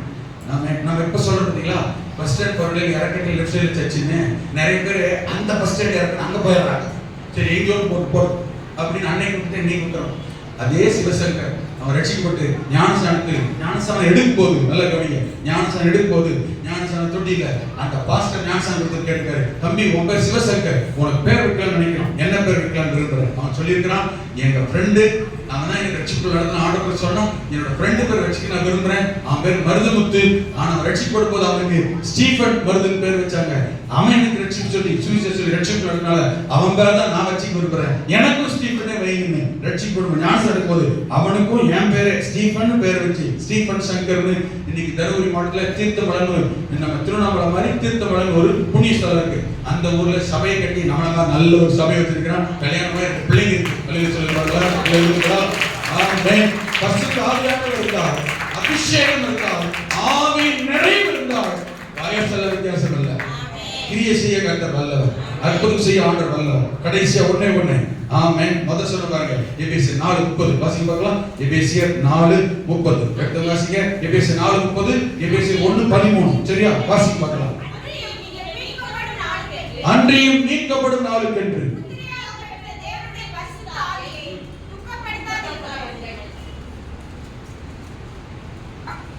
1 அதிகாரம் 1:13. நீங்களும் உங்கள் ரட்சிப்பின் சுவிசேஷமாகிய சத்திய வசனத்தை கேட்டீங்களே, கேட்டு விசுவாசிகளான போது, சுவிசேஷத்தை கேட்டு வசனத்தை கேட்டு விசுவாசிகளான போது வாக்குத்தத்தம் பண்ணப்பட்ட ஆமென் பரிசுத்த ஆவியால் அவருக்குள், பரிசுத்த ஆவியால் என்ன பண்ணப்பட்டீங்க? முத்திர போட்டாராம். முத்திர போட்டா என்ன அர்த்தம்? இப்போ போஸ்ட் ஆபீஸ்ல போய் கவர் நிறைய இருக்கும், ஒரு கவர் எடுத்து முத்திர போட்டாங்க என்ன அர்த்தம்? சீல் வச்சிட்டாங்கன்னு அர்த்தம். சீல் வச்சிட்டாங்கன்னா என்ன அர்த்தம்? முத்திர வச்சிட்டாங்க. பாஸ்டர் என்ன ஒரு அதாங்க அந்த சீல் முத்திர வைக்கிறது எதுக்கு? வச்சிட்டாலே இது அக்செப்ட் பண்ணிட்டோம், இது பிரிக்க கூடாது, இது முத்திர போடப்படாத கவரோட வைக்க கூடாது, இது வேறு விசாரிச்சு இது அனுப்பப்பட வேண்டியது, ப்ரோமோட் பண்ண வேண்டியது, டிரான்ஸ்ஃபர் பண்ண வேண்டியது, அவன் போய் சேர வேண்டியது, போய் சேர வேண்டியது. உங்களை என்னை பரிசுத்த ஆவியானவர் அபிஷேகத்தால் முத்திரை போட்டிருக்கிறார். எதுக்கு தெரியுமா? 4:30 சொல்லப்பட்டிருக்கிறது.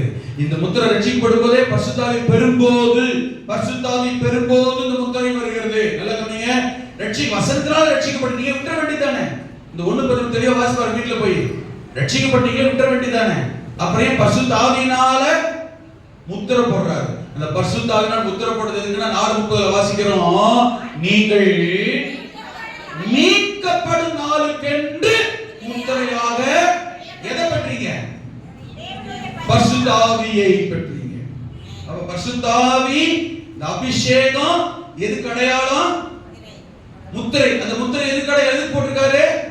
மீட்கப்படும் நாள். எதிலிருந்து மீட்க? ராப்சர், வருகையில் எடுத்துக்கொள்ளப்பட, பரலோகத்துக்கு போவதற்கு தேவன் வருகையில் உங்களையும் என்னையும் எடுத்துக்கொள்ளப்பட வேண்டியவர்கள் என்கிறதின் அடையாளமாய், நீங்களும் நான் மீட்கப்படுகிறதின் அடையாளமாய் பரிசுத்த ஆவியானவருடைய அபிஷேகம் என்னும் முத்திரையை அவருடைய பிள்ளைகள் மேல கர்த்தர் வைத்திருக்கிறார். அல்லேலூயா. அப்படி என்றால் வருகையில எடுத்துக்கொள்ளப்பட வேண்டும் என்றால், வருகையில போய் சேர வேண்டும் என்றால் ஒன்றை புரிந்து கொள்ள வேண்டும். பரிசுத்த ஆவியாருடைய முத்திரை அபிஷேகம் கட்டாயம், அவசியம், தேவை. பரிசுத்தருடைய முத்திரை இல்லை என்றால், அபிஷேகம் இல்லை என்றால், அடையாளம் இல்லை என்றால் வருகையில் எடுத்துக்கொள்ளப்படுவதே இல்லை. கரெக்டா சொல்லி பார்க்கலாம். வசனத்துல புரிஞ்சிச்சு. அப்படின்னா வருகையில் போகணும்னா, பரலோகத்துக்கு போகணும்னா என்ன அவசியம் சொல்லுங்க? முத்திரை. என்ன முத்திரை? பரிசுத்த ஆவியாருடைய முத்திரை தேவை. ஒருவேளை இந்த பகல் நேரத்தில் யாருக்கெல்லாம் முத்திரை இல்லையோ கேளுங்கள், கர்த்தர் கொடுப்பார். மாம்சமான யாவர் மேலும் என் ஆவியை ஊற்றுவேன், தாகமுள்ளவன் என் ஆவியையும் ஆமென் வறண்ட நிலத்தின் மேல் ஆறுகளை ஊற்றுவேன் சொல்லி இருக்கிறவர். மாம்சமான யாவர் மேலும் ஆவியை ஊற்றுகிறாராம். அவர் விதிவிலக்கே அல்ல. பரிசுத்த அபிஷேகத்தை பெற்றுக் கொள்வதற்கு முதல் தகுதி ஆமென் பாவ மன்னிப்பு நிச்சயத்தை பெற்றிருக்க வேண்டும், பரிசுத்தம் அடைந்திருக்க வேண்டும். ஒருவேளை குற்ற உணர்வு உணர்த்தப்படுதல் இருக்குமானால் இந்த பகல் நேரத்தில் ஆண்டவரே, நான் இந்த பாவத்தில் வெளியில வர விரும்புகிறேன், இதை விட்டுவிட விரும்புகிறேன், என்னை மன்னியும் என்று கேட்டால் மன்னிக்கிறார். இரண்டாவது, வாஞ்சை, தாகம், விருப்பம் தேவை.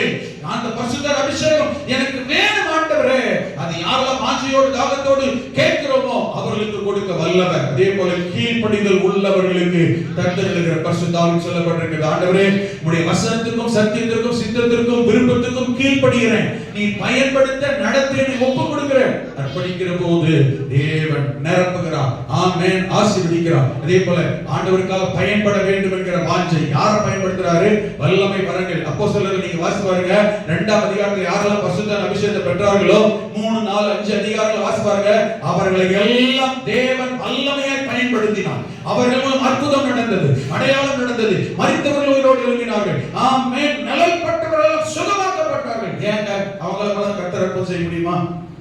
உங்க மூலம் அற்புதம் செய்ய முடியும். உங்களை பார்த்தாலே அற்புதம் நடக்கும், உங்க நிலைப்பட்டால் அற்புதம் நடக்கும், உங்க கால் படுகிற இடமெல்லாம் அற்புதம் நடக்கும். ஜெபம் ஆரம்பிக்கும் போது நான் சொன்னேன், உங்களுக்கு ஞாபகம் இருக்கா? ஆமென். போன திங்கட்கிழமை அந்த விசுவாசி சபையில் சாட்சி சொன்னாங்க. அவங்க சுகமா வீட்டுல படுத்திருந்த போது அவங்க வீட்டுக்கு போய் காலடி வச்சதுதான் அவங்களுக்கு உள்ள ஒரு சில்லன்னு ஒரு உணர்வு, ஏதோ தொடுகிற உணர்வு. அப்பவே அந்த வியாதி பலவீனம் பிசாசு கிட்ட அவங்களுக்கு ஓடி போச்சு. சொல்லுங்க, இங்கதான் உட்கார்ந்துருக்காங்க சுகத்தோட பலத்தோட. ஆமென். யாரோ ஒருத்தர் எங்களை கொண்டு மாத்திரம் அல்ல, இந்த பரிசுத்த ஆவியின் அபிஷேகத்தை பெற்றுக் கொள்கிற யாரா இருந்தாலும் கிரியை செய்ய தேவன் வல்லவர். அல்லேலூயா. உங்களையும் கர்த்தர் நடத்த, உங்களையும் பலப்படுத்த, உங்களையும் ஆவியினால் நிரப்ப ஆண்டவர் வல்லவர். பரிசுத்த ஆவியானவர் எங்கே உண்டோ அங்கே விடுதலையும் உண்டு. அந்த விடுதலை தர ஆண்டவர் வந்திருக்கிறார். எத்தனை பேர் பெற்றுக்கொள்ள நீங்கள் விரும்புகிறீர்கள்? எழுந்து நில்லுங்கள். ஆமென். ரொம்ப நேரம் அல்ல, ஆண்டவர் தொடுவதற்கு 1 நிமிஷம் போதும், சில நிமிஷம் போதும், சில வினாடிகள் போதும். உங்களை கர்த்தர் தொடுவதற்கு கொஞ்சம் நேரம் போதும். அல்லேலூயா. ஆமென்.